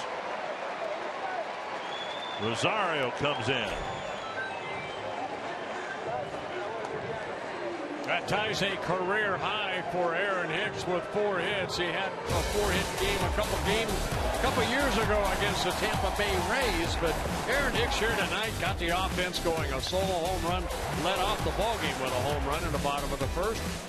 Then the single in the third, a single in the fourth, and another hot shot. This one knocked down by Moreland, but it got by him in the right field. So Hicks picking up an RBI, his second of the ball game and his 23rd of the season. There have been 13 outs recorded in the bottom half of the innings, and the Twins have 14 hits. Dozier up with runners at first and second, and only 1 out. No activity in the Texas bullpen. Maddox came out and said, hang with him.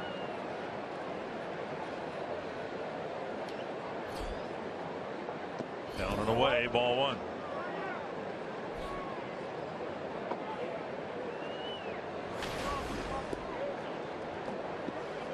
Well, Bass started the season in the bullpen for the Rangers, and in late July was optioned to AAA and then recalled about 5 days ago.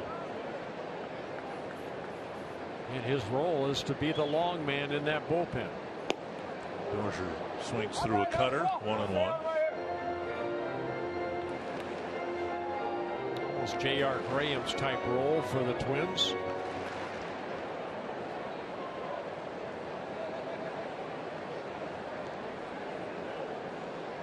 With a threat out there on the bases. 2 men on, only 1 out. Dozier takes outside, 2-1.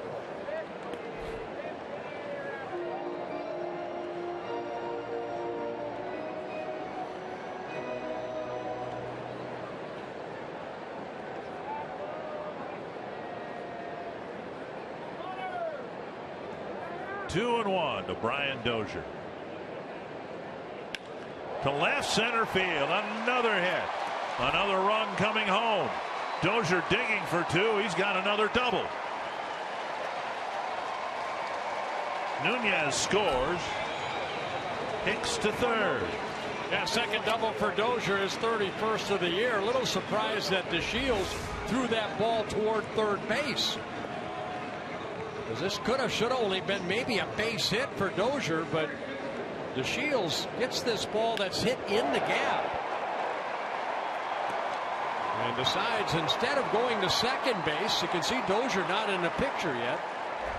Even an attempted throw might keep Dozier at first base and then still set up the double play with 1 out. But Dozier picking up an RBI, his 59th of the year. Here's Mauer. Mauer looking for his first hit. He drove in a run with a ground ball in the third, reached on an error in the fourth, and scored on the Sano home run.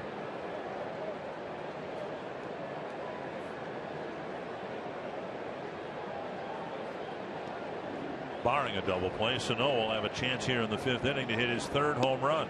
Twins have not had a batter hit 3 home runs in a game since Justin Morneau did it in Chicago, and that was more than 8 years ago. And only 4 players have ever done it: Allison, Killebrew, Oliva, and Morneau. 1-1 to Mauer. Now 1-2.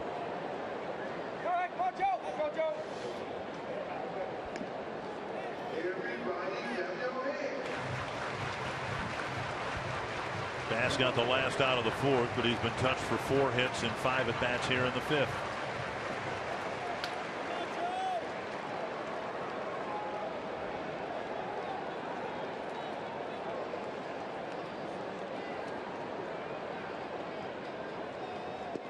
And now 2-2.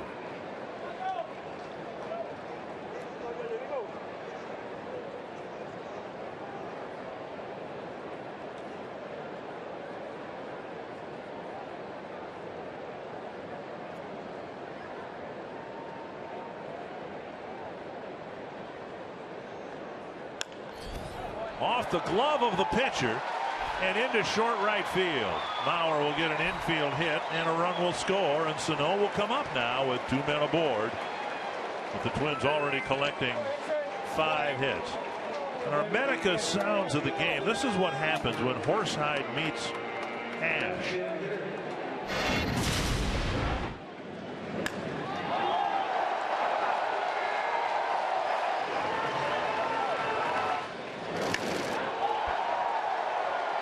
He's got one in the second deck. He's got one in the third deck. And he has a chance, in addition to everything else, if he does hit a fourth deck. If he does hit a home run here, he will tie the club record for runs batted in a game.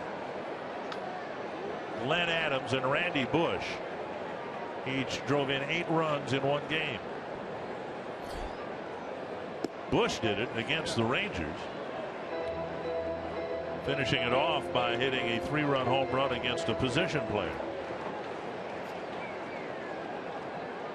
1-0. 2-0. There have been 24 opponents who've hit 3 home runs in a game against the Twins, but only 4 Twins. And if this is anywhere near the strike zone, Miguel Sano is going to let her rip. You can see the first 2 pitches not even close. And that breaking ball splitter down. Fox Tracks was presented by Jeep. 2-1.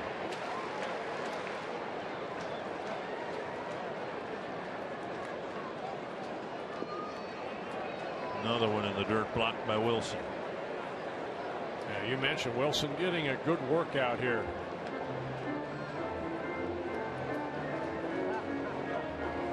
A 3-run third, a 3-run fourth, already 3 on or in the fifth.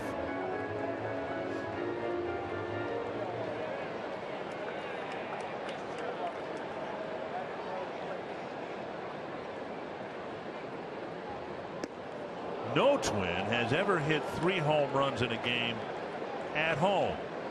Bob Allison did it in Cleveland. Armin Killebrew did it in Boston. Tony Oliva did it in Kansas City, and Justin Morneau did it in Chicago. Full count to Sano. That's to right center field, and Chu will track it down. Coming in from third is Dozier, and Sano will settle for his 6th run batted in. Yeah, quite a night again for Sano as he gets a standing ovation from a lot of the fans. But here we are in the 5th inning, so he still has an opportunity to get maybe a couple more at bats. But driving in 6 runs, Twins have an 11-0 lead.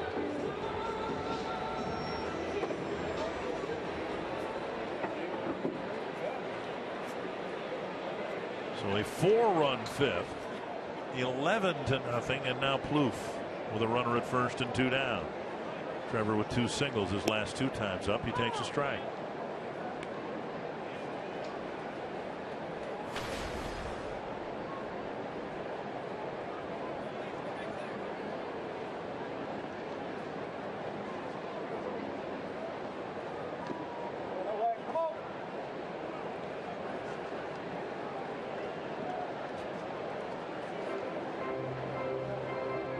1-1.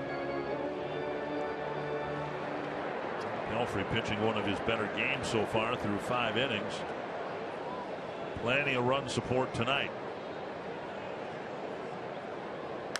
Popped up. And Chu comes in.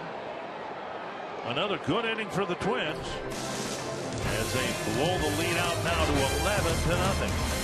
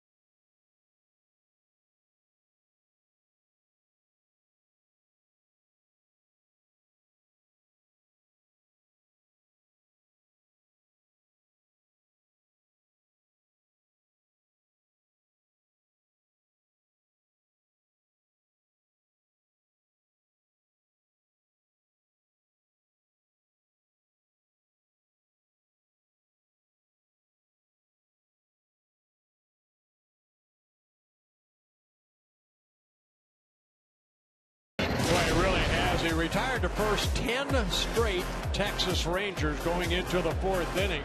The only hit in the ball game so far off of Pelfrey would choose double in the 4th inning. Has a couple strikeouts. Getting some ground ball outs, 8 of them, 5 fly ball outs to go with his 2 strikeouts. Getting ahead of 9 of the 16 batters he's faced so far. And the pitch count still good at 63 pitches thrown. Bobby Wilson, Ryan Strasburger, and Delino DeShields will hit here in the 6th.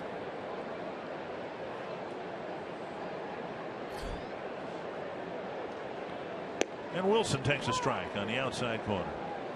Now Wilson, new to the Texas Rangers. He was selected off of waivers from the Tampa Bay Rays on July 31st. Guy that has always been a kind of a journeyman catcher.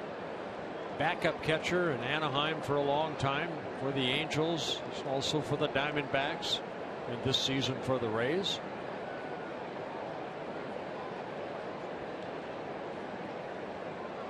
One and one.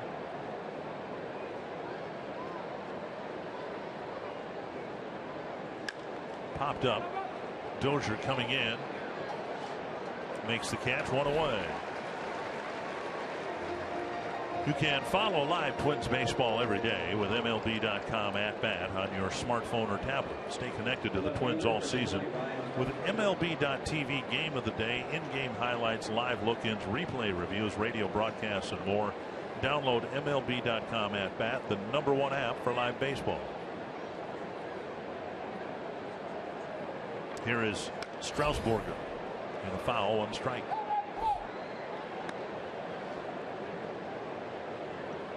Toronto won again, 10-3 over Oakland. Yankees are batting top of the 9th. They're down to the Indians 2-1. If that score holds, Toronto will be the new leader in the American League East. The Yankees had just a week and a half ago what seemed like an insurmountable lead.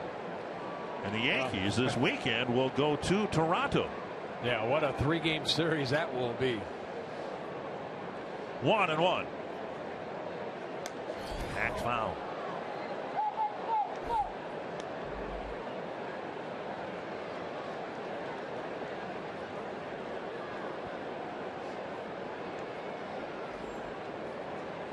One and two.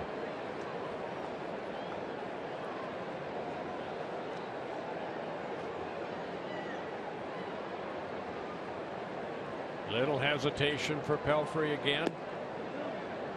2-2. 70 pitches, 44 strikes. Pelfrey making his 205th major league start. He has only 4 complete games. He has never pitched a shutout at this level. Need to get some quick outs, get that opportunity. That'll help. 2 down in the 6th. Well, Aaron Hicks having 4 hits up here, and Byron Buxton having a great night for Rochester. He's hit in every game for the AAA team. It's the first time he's ever played at the AAA level. 4 hits tonight. Now the Red Wings are losing. In fact, they've lost 6-5. But Buxton with 4 hits. I asked Paul Molitor, how long, and he said, well, if he keeps doing well down there. Problem is they don't really have a need here right now. And this is not like when Buxton was called up before, when Aaron Hicks was hurt. Drilled to the left field corner with 2 outs. Shields digs for second, and he's got a 2-out double. Just the second hit for the Rangers. They've both been doubles. Again, 1-0 ball game, and that's the way you have to think, and that's how you end up pitching a shutout. But right here, kind of a pitch that stays right there, and DeShields, good solid swing, hits it into the corner.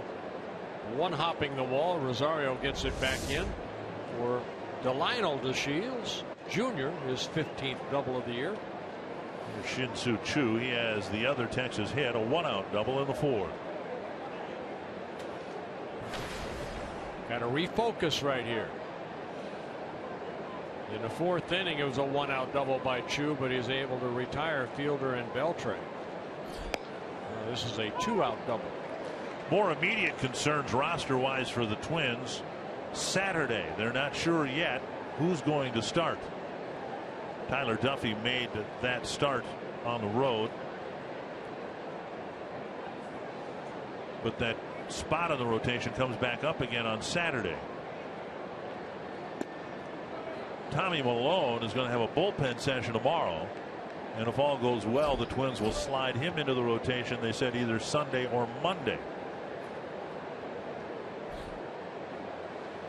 I know Duffy got beat up a little bit. Of course, he gave up the 2-run home run and the grand slam, but I noticed he just pitched the other day, and he pitched well. 6 shutout innings down in Rochester. So, sometimes you have to take, the bad, and he didn't take it down with him. He pitched well.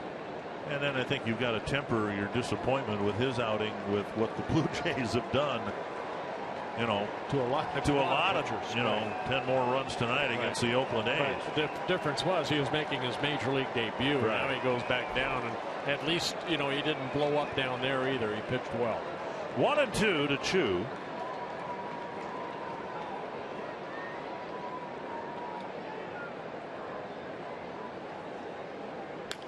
And another foul.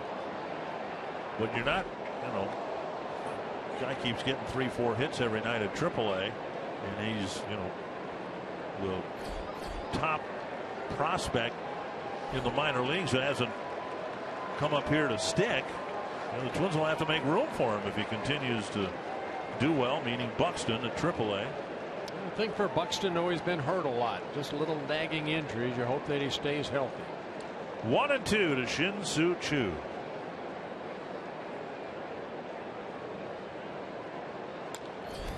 Choo swings at a pitch, might have been inside, still 1-2.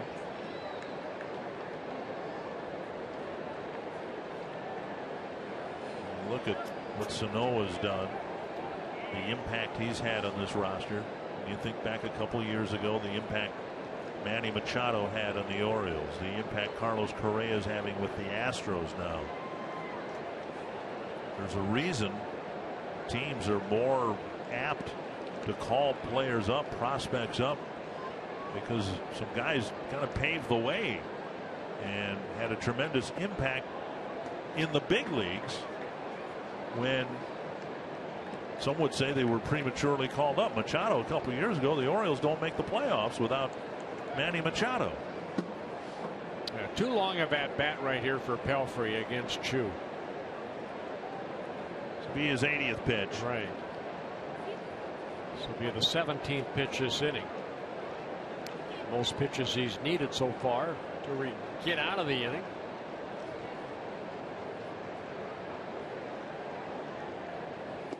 And now a full count. Fielder on deck. And dropping down a little bit. And right now 17. You can see the most he's needed. So far so good.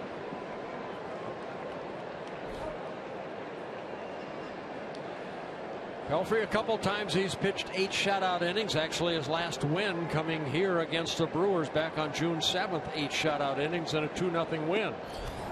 But a walk there, his first walk. Chu had to work for that walk. A lot of 2-strike fouls, and he ends up going to first. And now Prince Fielder. Fielder with 2 fly balls to left field. Yeah, both times against Fielder, Pelfrey kind of went middle in, and Fielder kind of threw his bat out there and hit fly balls to left to Rosario. Big out right here for Pelfrey. I don't care what the scoreboard says. You want to put another 0 on the board. It's got to be easier, isn't it, to tell yourself it's a 1-0 game when there are 2 1s up on the scoreboard. It's 11-0.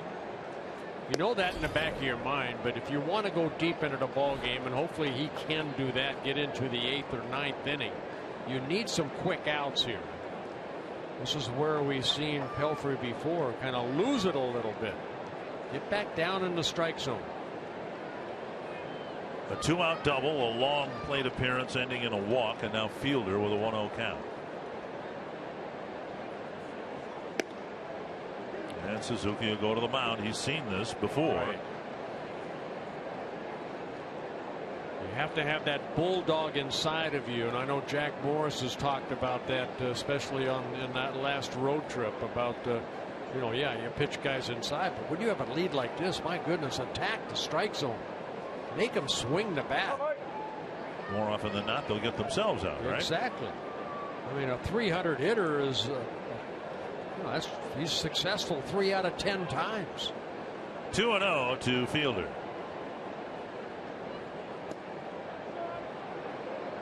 And now Beltre on deck with Fielder sitting on 3-0.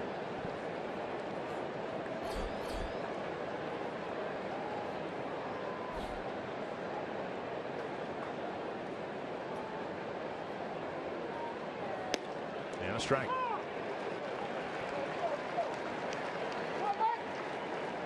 So you got to this point of your games and you were thinking shutout. Of course, yes. But I don't know that people do that anymore. Yeah, they don't. I remember when I was young, I heard of an interview from Koufax, Sandy Koufax. Said, every time you go in, you think no hitter, he could do it.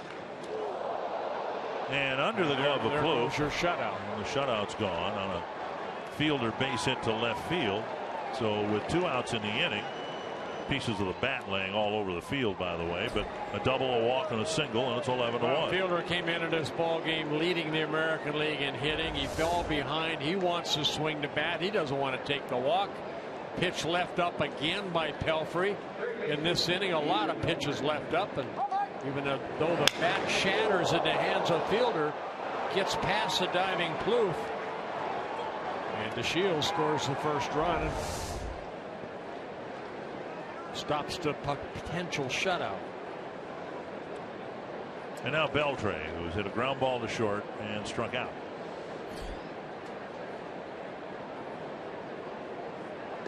Inside, ball 1.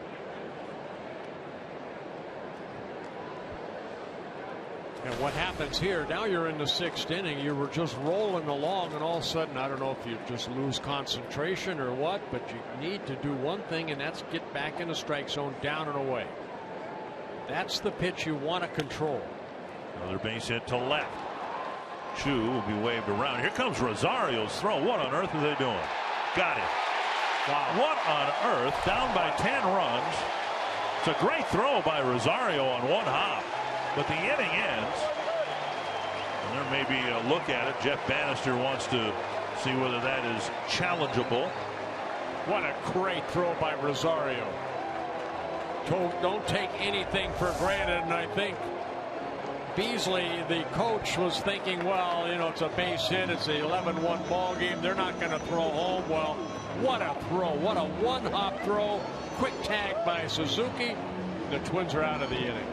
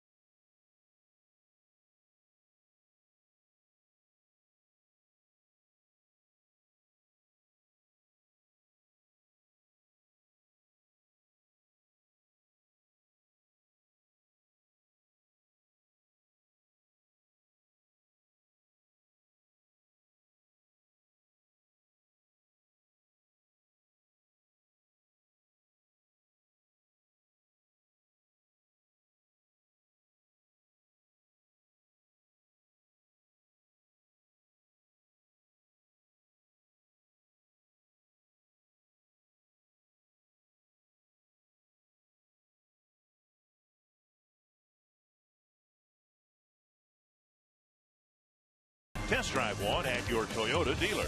Toyota, let's go places. By Sanford Orthopedics and Sports Medicine, for the everyday competitor in all of us. And by McDonald's, have bowl for breakfast with the new chorizo burrito from McDonald's.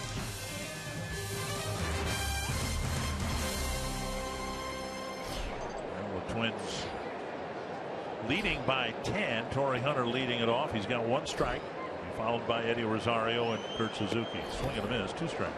Torrey would like to get into this hit parade. 16 hits for the Twins. Torrey would be still looking for his first hit. 0 for 3. He averaged down to 243 for Torrey. It's been a tough go for him in the second half. Got the big home run in Cleveland that led the Twins to their only win on the road trip.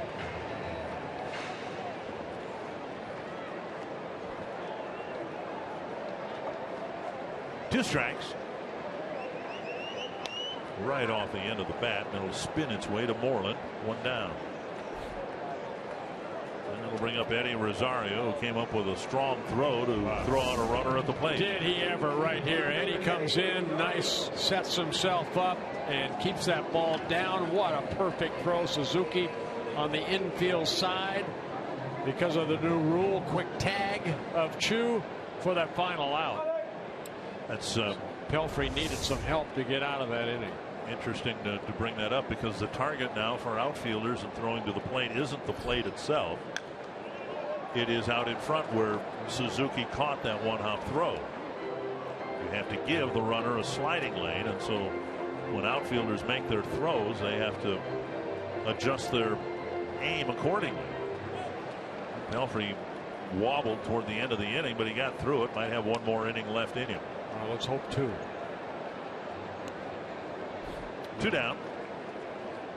And that'll bring up Suzuki. Suzuki 1 for 3.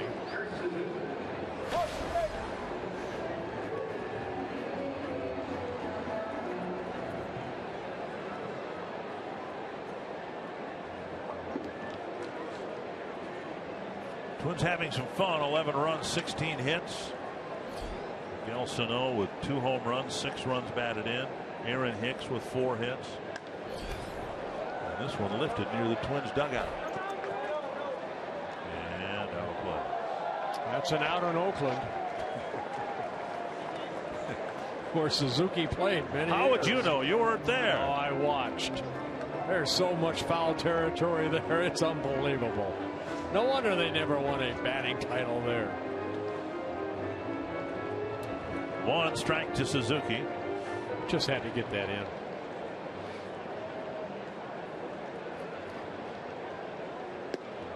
And up just a bit, 1-1.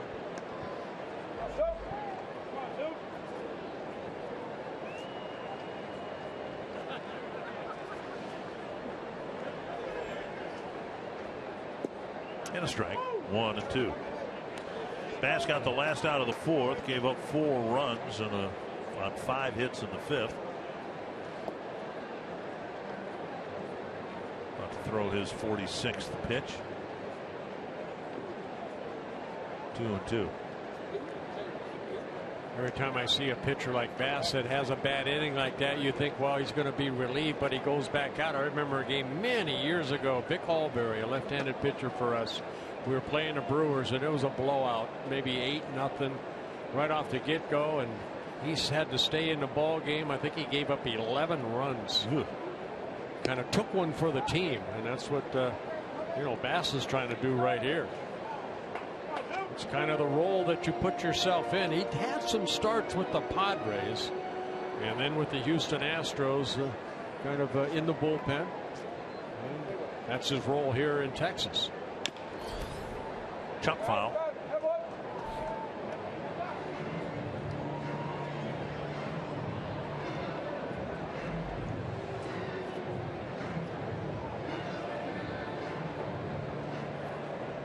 Two down here in the 6th. It's been a really good night for the Twins. In really good shape to win their first series since the All-Star break.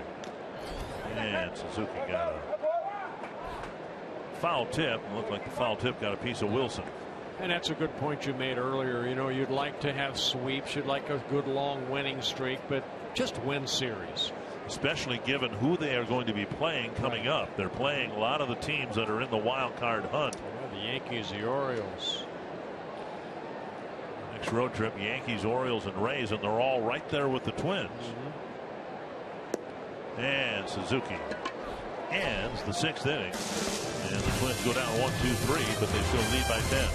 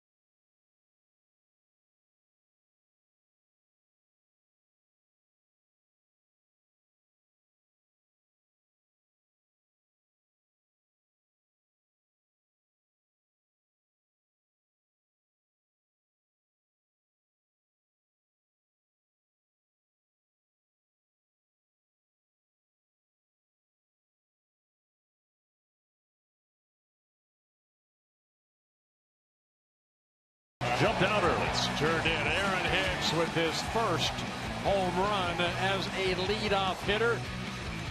Gave the Twins a 1-0 lead, and what a night so far for Miguel Sano. A 2-run home run in the 3rd inning, added a 3-run home run in the 4th, then a sacrifice fly in the 5th. 6 runs batted in for Miguel Sano. And Mike Pelfrey 5 shutout innings, gave up 3 hits in the 6th. And out for the 7th. Hopefully he can get into the 7th. Quick inning right here. Get into the 8th. Save some of those arms in the bullpen.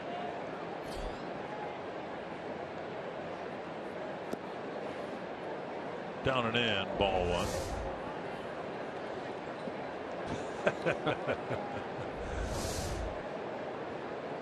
The rookie having a memorable night here tonight. With the count 1-0, Plouffe moves over to the right side of the infield for Mitch Moreland. 2-0. You know, you're given that big lead. We saw Pelfrey last inning fall behind an account. I guess this is where I say you have to find what's inside of you right here to go deeper in the ball game. Attack the strike zone. 2-1. You don't want to pitch to where it looks like you want to come out of the ball game.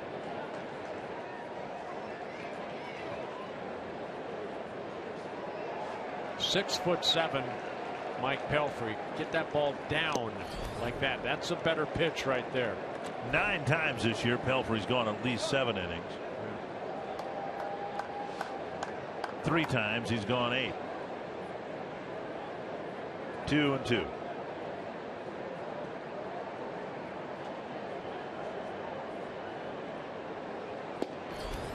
There's strike 3. Good pitch. Last 2 pitches, maybe the best pitches he's thrown in a couple innings. Picks up his 3rd strikeout. Moreland striking out. A call 3rd strike. Pitcher looked outside, but it's an 11-1 ball game. On Sunday, August 16th, the Twins' wives are holding a book drive to collect books for TESFA International School. All books will go to help the TESFA school develop a library for the students in grades K through 6. Now that's the level of books you read, isn't it? Kindergarten through 6? No more kindergarten still.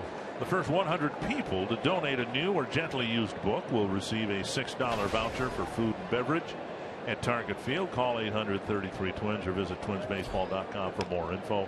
I'll bet somewhere in your condo over there you've got Harold and the Purple Crayon that you like to read a couple times a week. You've been in my condo. Andrus, the batter, 0-2 from Pelfrey. Growing up, we were more of the Dr. Seuss type books. Okay. Yeah. All the way to 12th grade. Andrus strikes out. Best 2 years of my life. 2 down. And back-to-back strikeouts for Pelfrey. Pelfrey, after a difficult time getting the 3rd out in the 6th. Well, again, you know, the pitch count right in the mid-90s, but come on, let's go. Good changeup right there. And Andrus swinging through it, so Pelfrey picking up his 4th strikeout. Rougned Odor, the batter.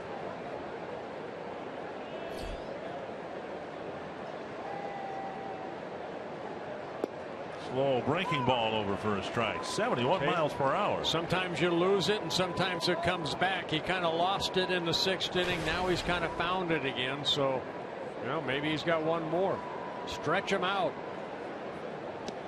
Another off-speed pitch and a swing and a miss. That's that splitter. He struck out Andrus on what appeared to be like a straight change.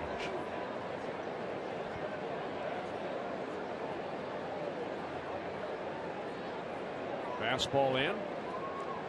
Odor's had 2 very good at-bats. Oh. Pelfrey thought it was strike 3. Left side of the infield thought it was strike 3. Nunez and Plouffe were walking in. Just inside. No way. Fox track presented by Carrier. That part of the plate. Foul back.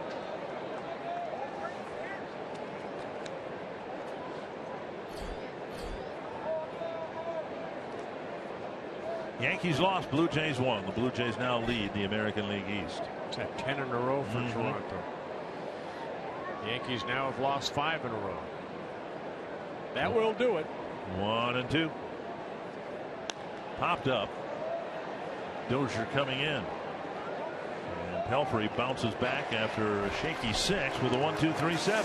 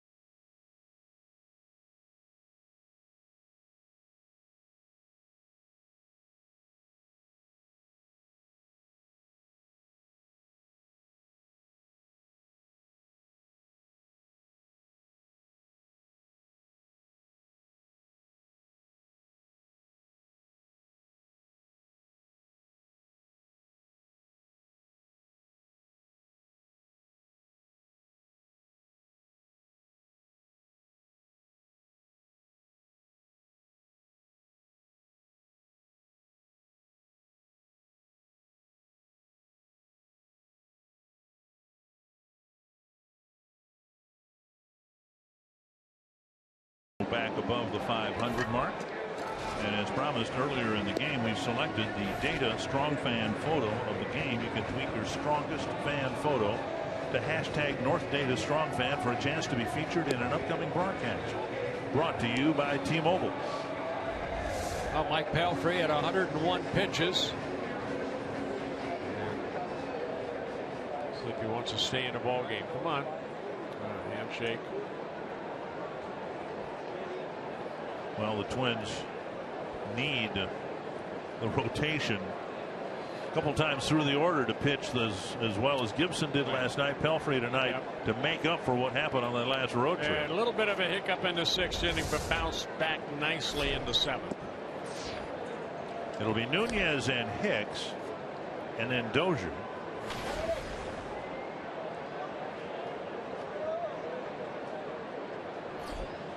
Nunez flared a single to right field and scored in the 5th inning.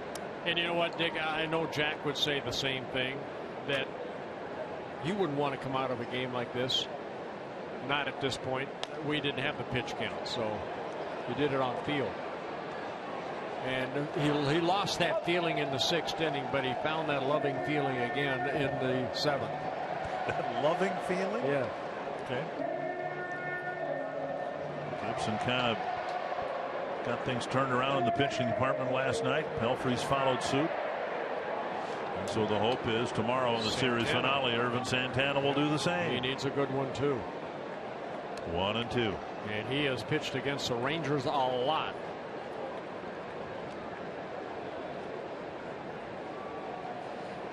And I say that because he was with the Angels in the Western Division. Will be his 30th career start against Texas. Nunez pulls a base hit to left. Nunez picks up his 2nd straight hit, his 2nd hit of the ball game. See if the Twins can put some guys on base for Sano and get him to the plate here in the 7th inning. He's got 6 runs batted in, and the team record is 8. Anthony Bass still out there taking one for the Rangers squad. Trying to get through another inning here. Hicks with a home run and 3 line drive singles. That's to left center field. Hit pretty well. Short of the track. Strasburger makes the catch, and Hicks is finally retired, 1 down.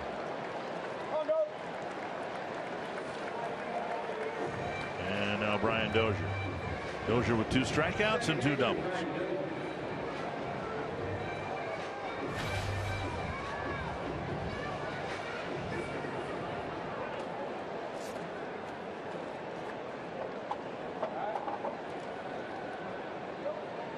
White Sox are leading the Angels 2-1. Bottom of the 7th in Chicago.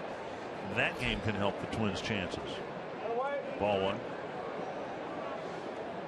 Ball got away from Wilson, but this is the part of the game right here that you just kind of stay near your bag. And that's what Nunez did right there, with Moreland playing way behind him.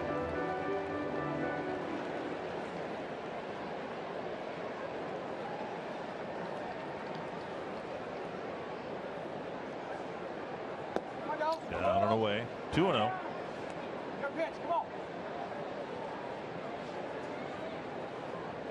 57 pitches for Anthony Bass, 37 strikes, no walks, a couple strikeouts. He's given up 6 hits. 3-0. Bauer on deck.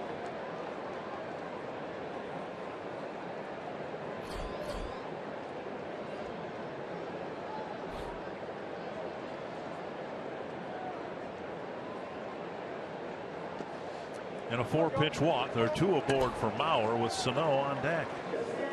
First walk by a Twins batter here tonight.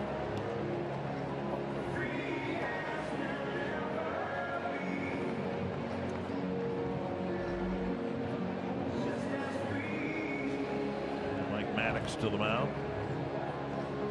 A couple pounds on the chest saying, hey, can you give me 2 more outs?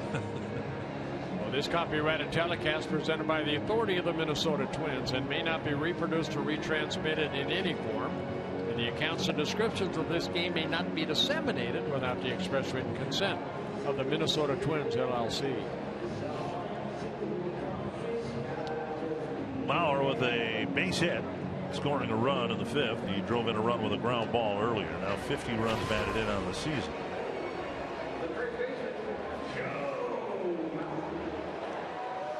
I believe there's some action in the Ranger bullpen. Yep. Looks like Freeman. Sam Freeman out there.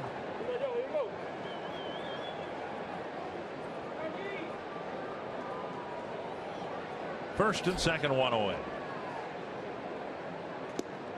Strike call.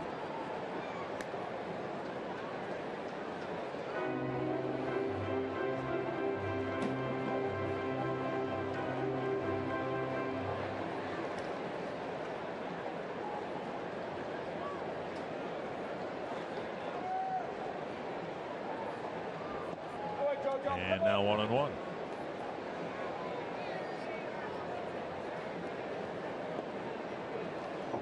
Tigers coming back on the Kansas City Royals and their bullpen. Putting up 3 runs in the 8th inning to lead 5-4.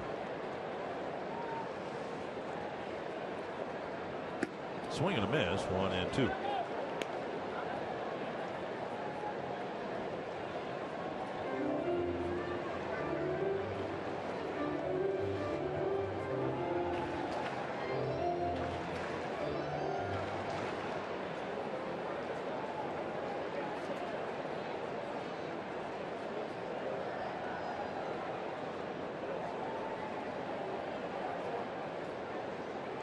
And 2 to Mauer.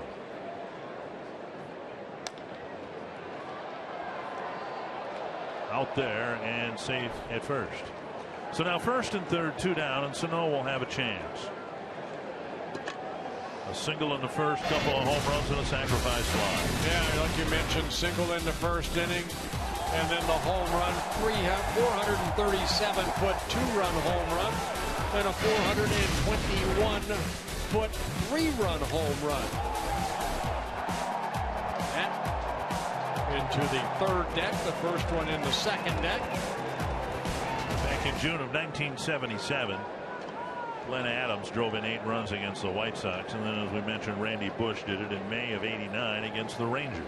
Yeah, you see that right there, most RBIs in a ball game by a rookie, tying Oliva and Arcia. 1 strike to Sano.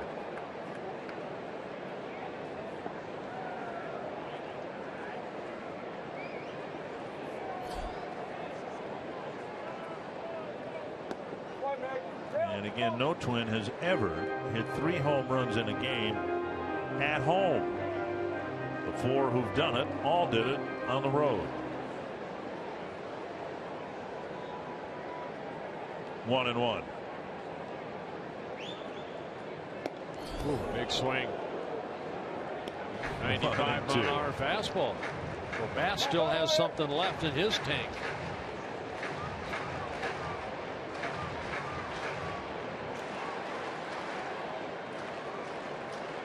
One and 2 to Miguel Sano. On a 94-mile-per-hour pitch, and he got a piece of it. Bass is going right at him.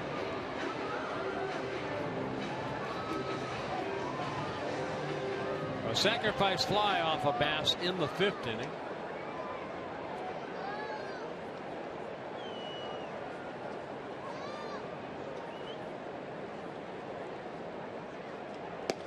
Took it up high, 2-2.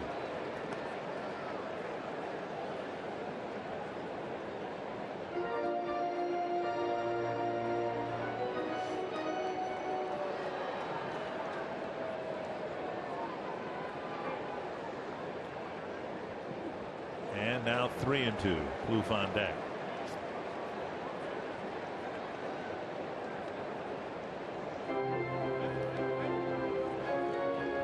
Jay Achter apparently will pitch next for the Twins.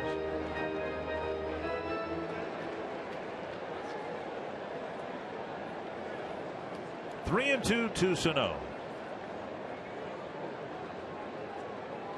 And he took a walk, and they're loaded up. Second walk of the inning.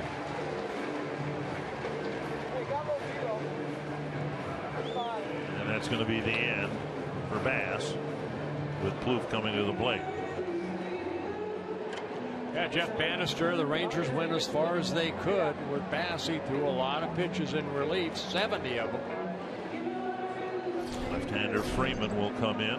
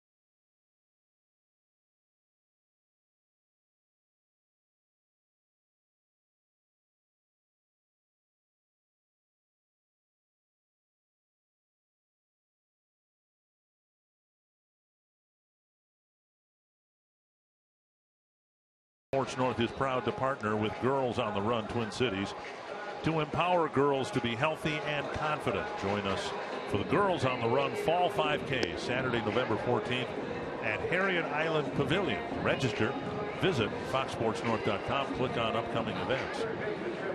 Well, Sam Freeman coming into the ball game, making his 42nd relief appearance in his first season with the Rangers. Last 3 seasons up and down with the St. Louis Cardinals. Late in spring training, the Rangers ended up getting Freeman for a player to be named later on March 28th.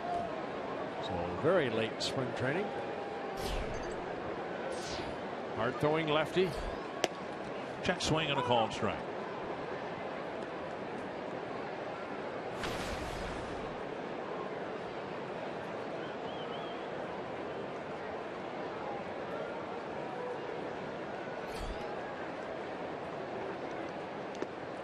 And a big swing at an off-speed pitch. 0-2. Scouting report on Freeman. Good fastball, mid-90s, low 90s. Good curveball, slider, and a split finger changeup.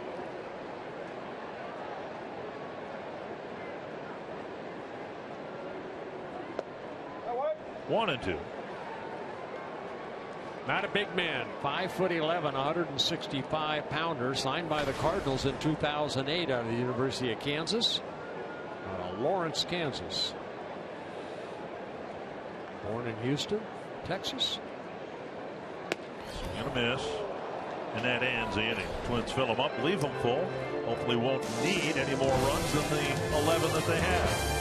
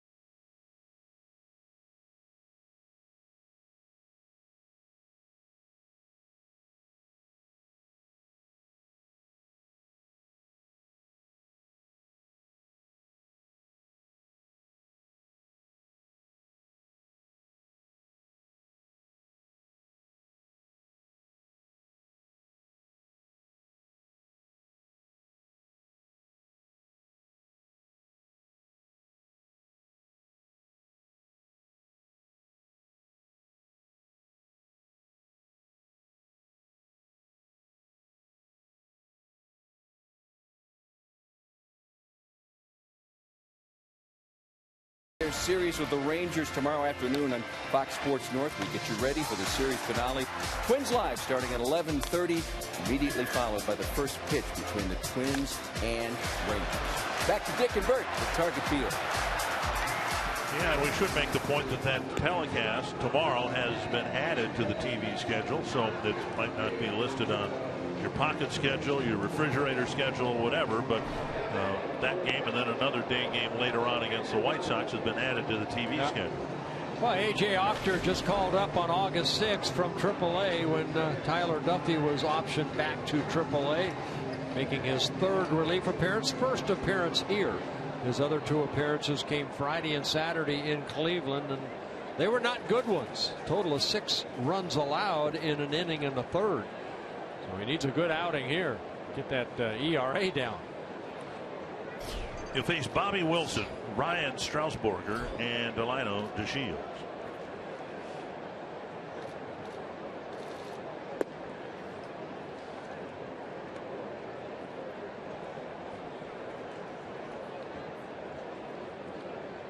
Ochter was pitching well down in Rochester.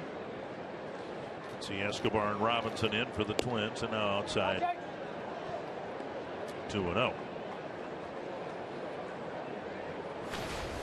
Wilson with a bouncer to third and a pop up to second. Mike Pelfrey was very good here through 7 innings. Didn't give up much solid contact at all. And a strike 2-1.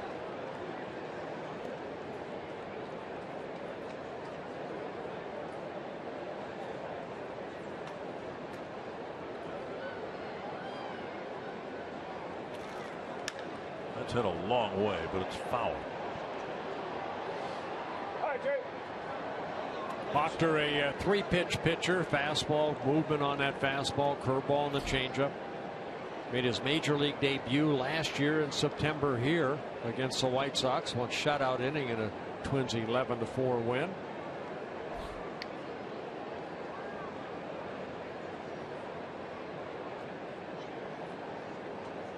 Inside, and now 3-2.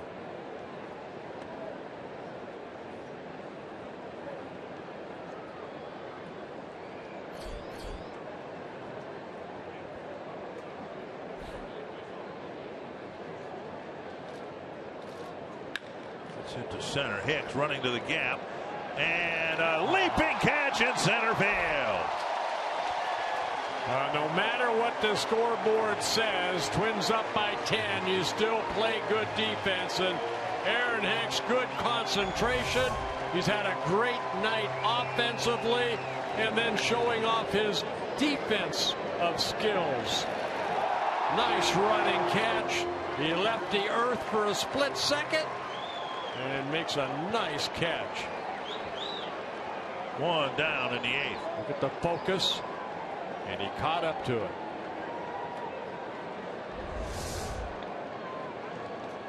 Outside ball 1 to Strasburger.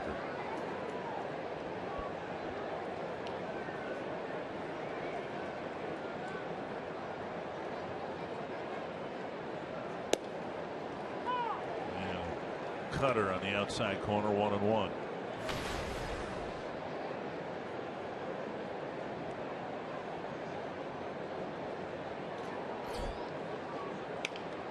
Weak ground ball to short. 2 down. And that'll bring up DeShields. Yeah, Ochter, 26 years old, just getting called up, as I mentioned. Signed by the Twins back in 2010. Played his college ball out of Michigan State. Made 7 relief appearances last year out of that bullpen as a September call-up.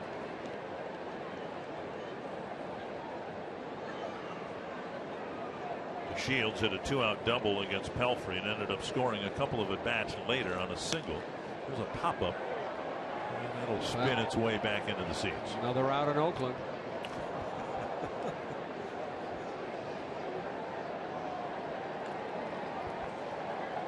Ochter, the 13th pitcher. Twins with 9 relief pitchers and only 4 starters, and something has to change Saturday.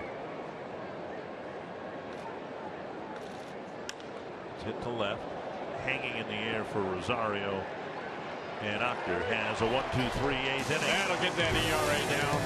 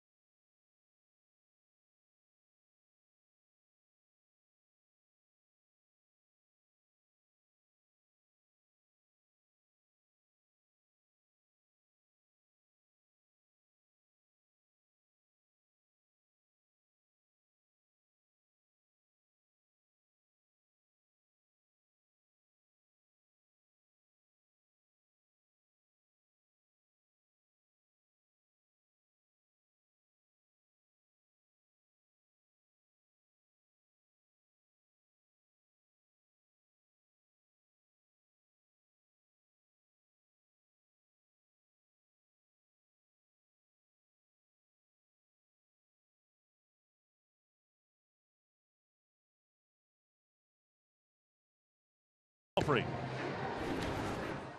All right, Mike, the Rangers are a great hitting team, but you saw it last night. Kyle Gibson was able to really shut them down. How did you build off that and have such a great start tonight?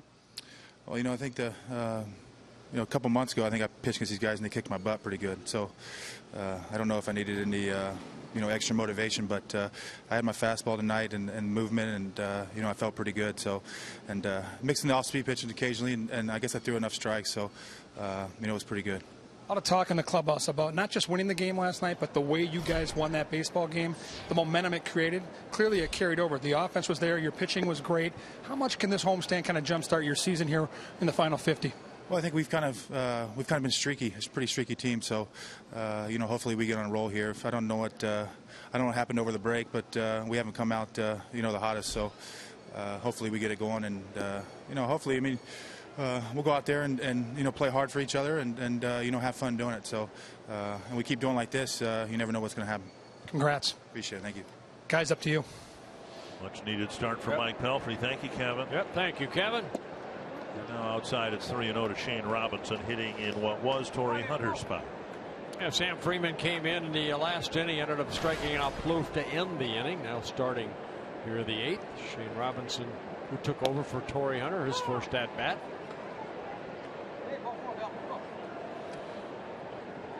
Adam Rosales, the new third baseman, replacing Beltre. 3-1 to Robinson. He'll be followed by Rosario and Suzuki. Solidly hit. Nice pickup on the backhand side. Odor throws him out. Robinson stuck it pretty good, but Odor with a backhanded play threw him out. Yeah, nice defensive play by Odor.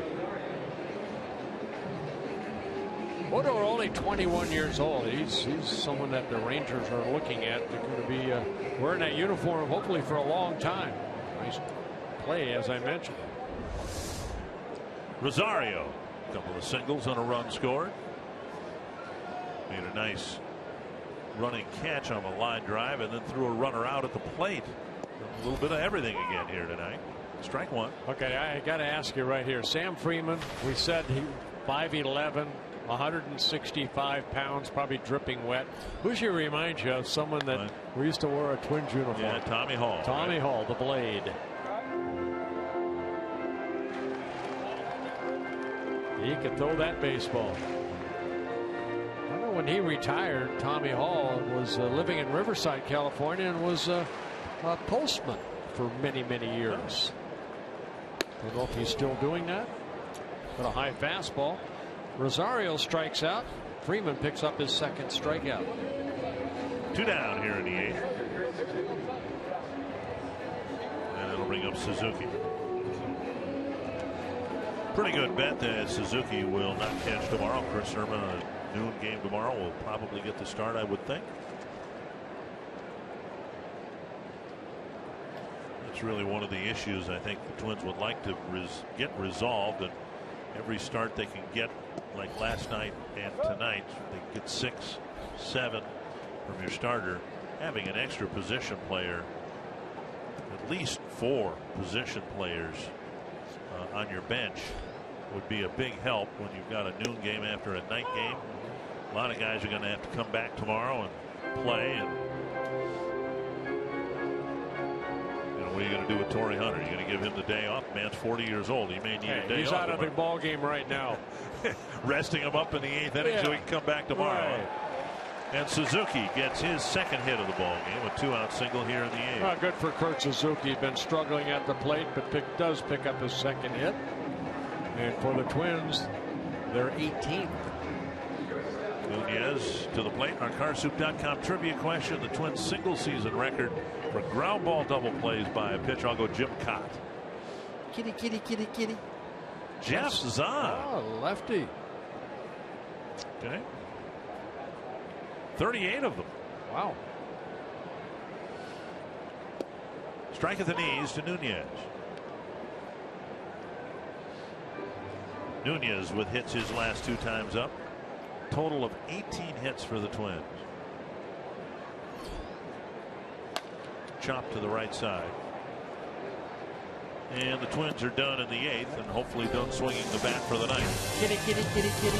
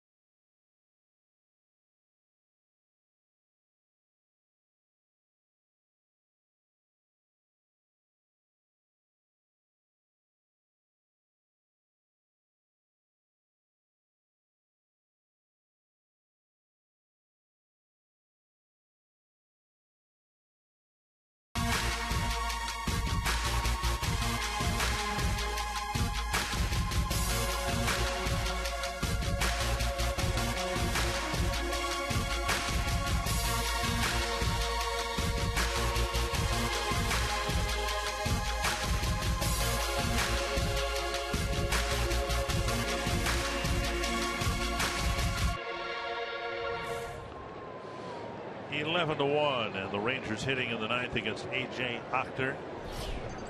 Ochter having a 1-2-3 8th inning, hoping to do that here in the top of the 9th.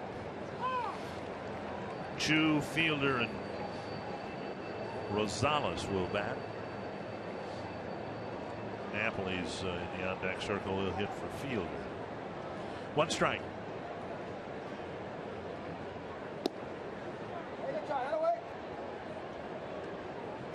One and one. There's Napoli just coming over from the Boston Red Sox.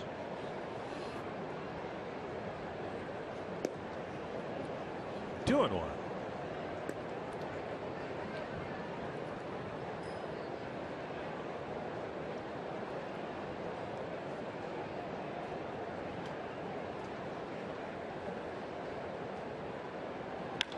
Hit to center.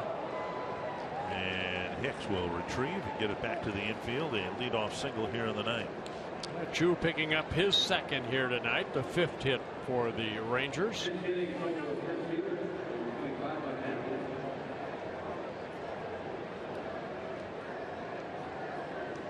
Mike Napoli will be pinch hitting here for Prince Fielder. Pinch hitting last night's ball game, ended up striking out.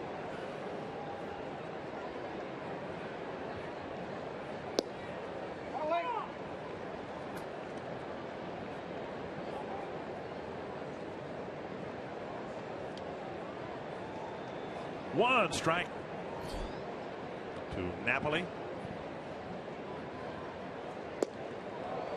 2 strikes. A lot of power. Napoli with 199 career home runs in his second stint with the Rangers. He was with them in 2011 and 12. And went to the Boston Red Sox.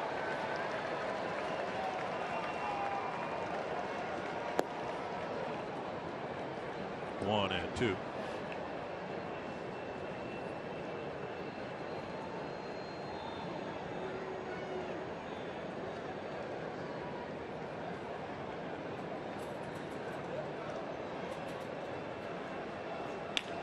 Stroke foul. 1 and 2. Jeff Bannister, the manager, saying, and Napoli kind of accepting a kind of a part-time role here in his second stint with the Rangers. Pinch hitting off the bench, probably play some first base when a left-handed starter starts against him. Give Moreland a day off. And down the line foul again. Essentially, based on that description, doing for the Rangers what Don Baylor did for the '87 Twins. Mm-hmm.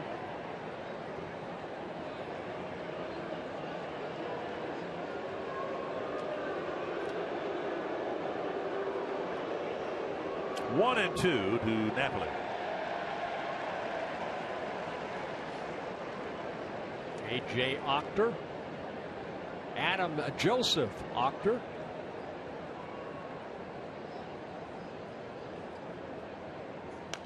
And fouled back. Rangers were in great shape through 7 innings last night, but their back-to-back losses in this series will drop them 2 games below 500. We get the Twins a game above the 500 once this game is completed.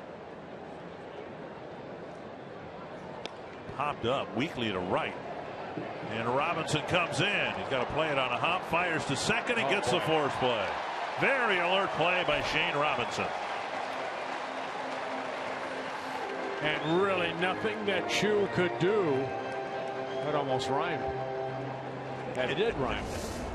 Really, watch Chu right here, the first base runner. I mean, he has to hold up because look at Robinson comes storming in, but gets it on that first hop and then gets the force out at second base. So a hit taken away to Napoli because of the force out. And now Rosales.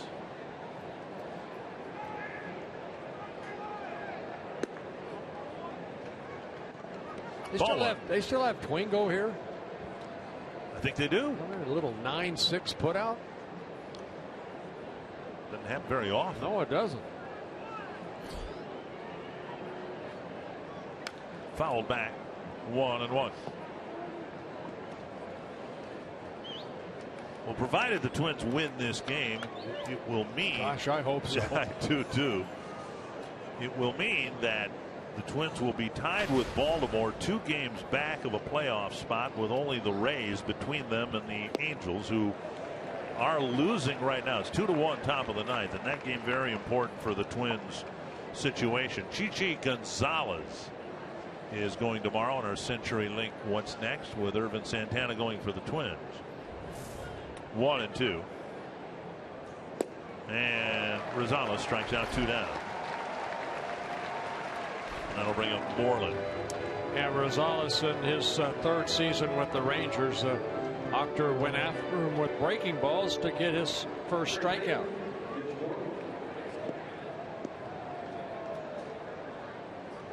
Moreland 0 for 3. A couple of ground balls to Dozier and a strikeout.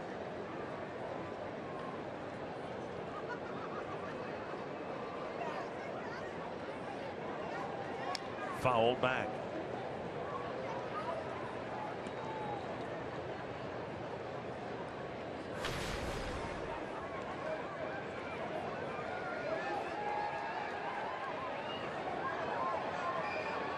Amazing how momentum shifts so quickly in this game. I mean, Twins come back and win late last night, kind of carried it right into today's ball game. Well, the best example recently for the Twins, the series with the Yankees. The Twins, romped the Yankees in the first game, and in the first half of the second game it was more of the same, and then things flipped, and then the Yankees got the momentum, ended up winning 2 of the 3 games. No foul. 1 and 2. And as dreadful as the Twins played on the road trip, they have had very good success here at home, though. With the win here tonight, Twins will be 36-22 here at Target Field. And another nice crowd here getting up out of their seats and hopefully watch the final out here. I think we should get up. Come on, get up. We're going to get just like the fans. All right. Going to watch the final out here. Blocked by Suzuki.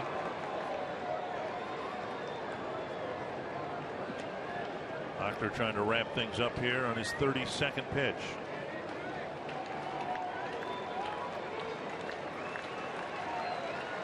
Great offensive night for the Twins. Very good pitching by Pelfrey. Octor trying to pitch his second shutout inning. And he does. Moreland thought it was outside. Instead, it's the end of the game, and a really good one for the Twins.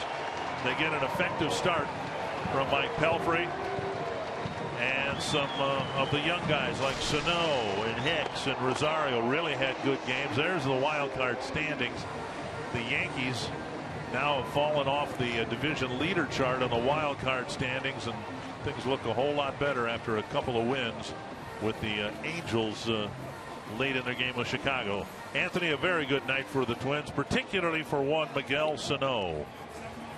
No doubt. We wondered if last night's game could be the springboard for the Twins. Certainly appears that it was, as they win in one-sided fashion. We'll look at a big night for Miguel Sano. A strong start by Mike Pelfrey here from Paul Molitor, and preview the Twins' quest for a sweep. All coming up next on Twins Live, presented by CenturyLink.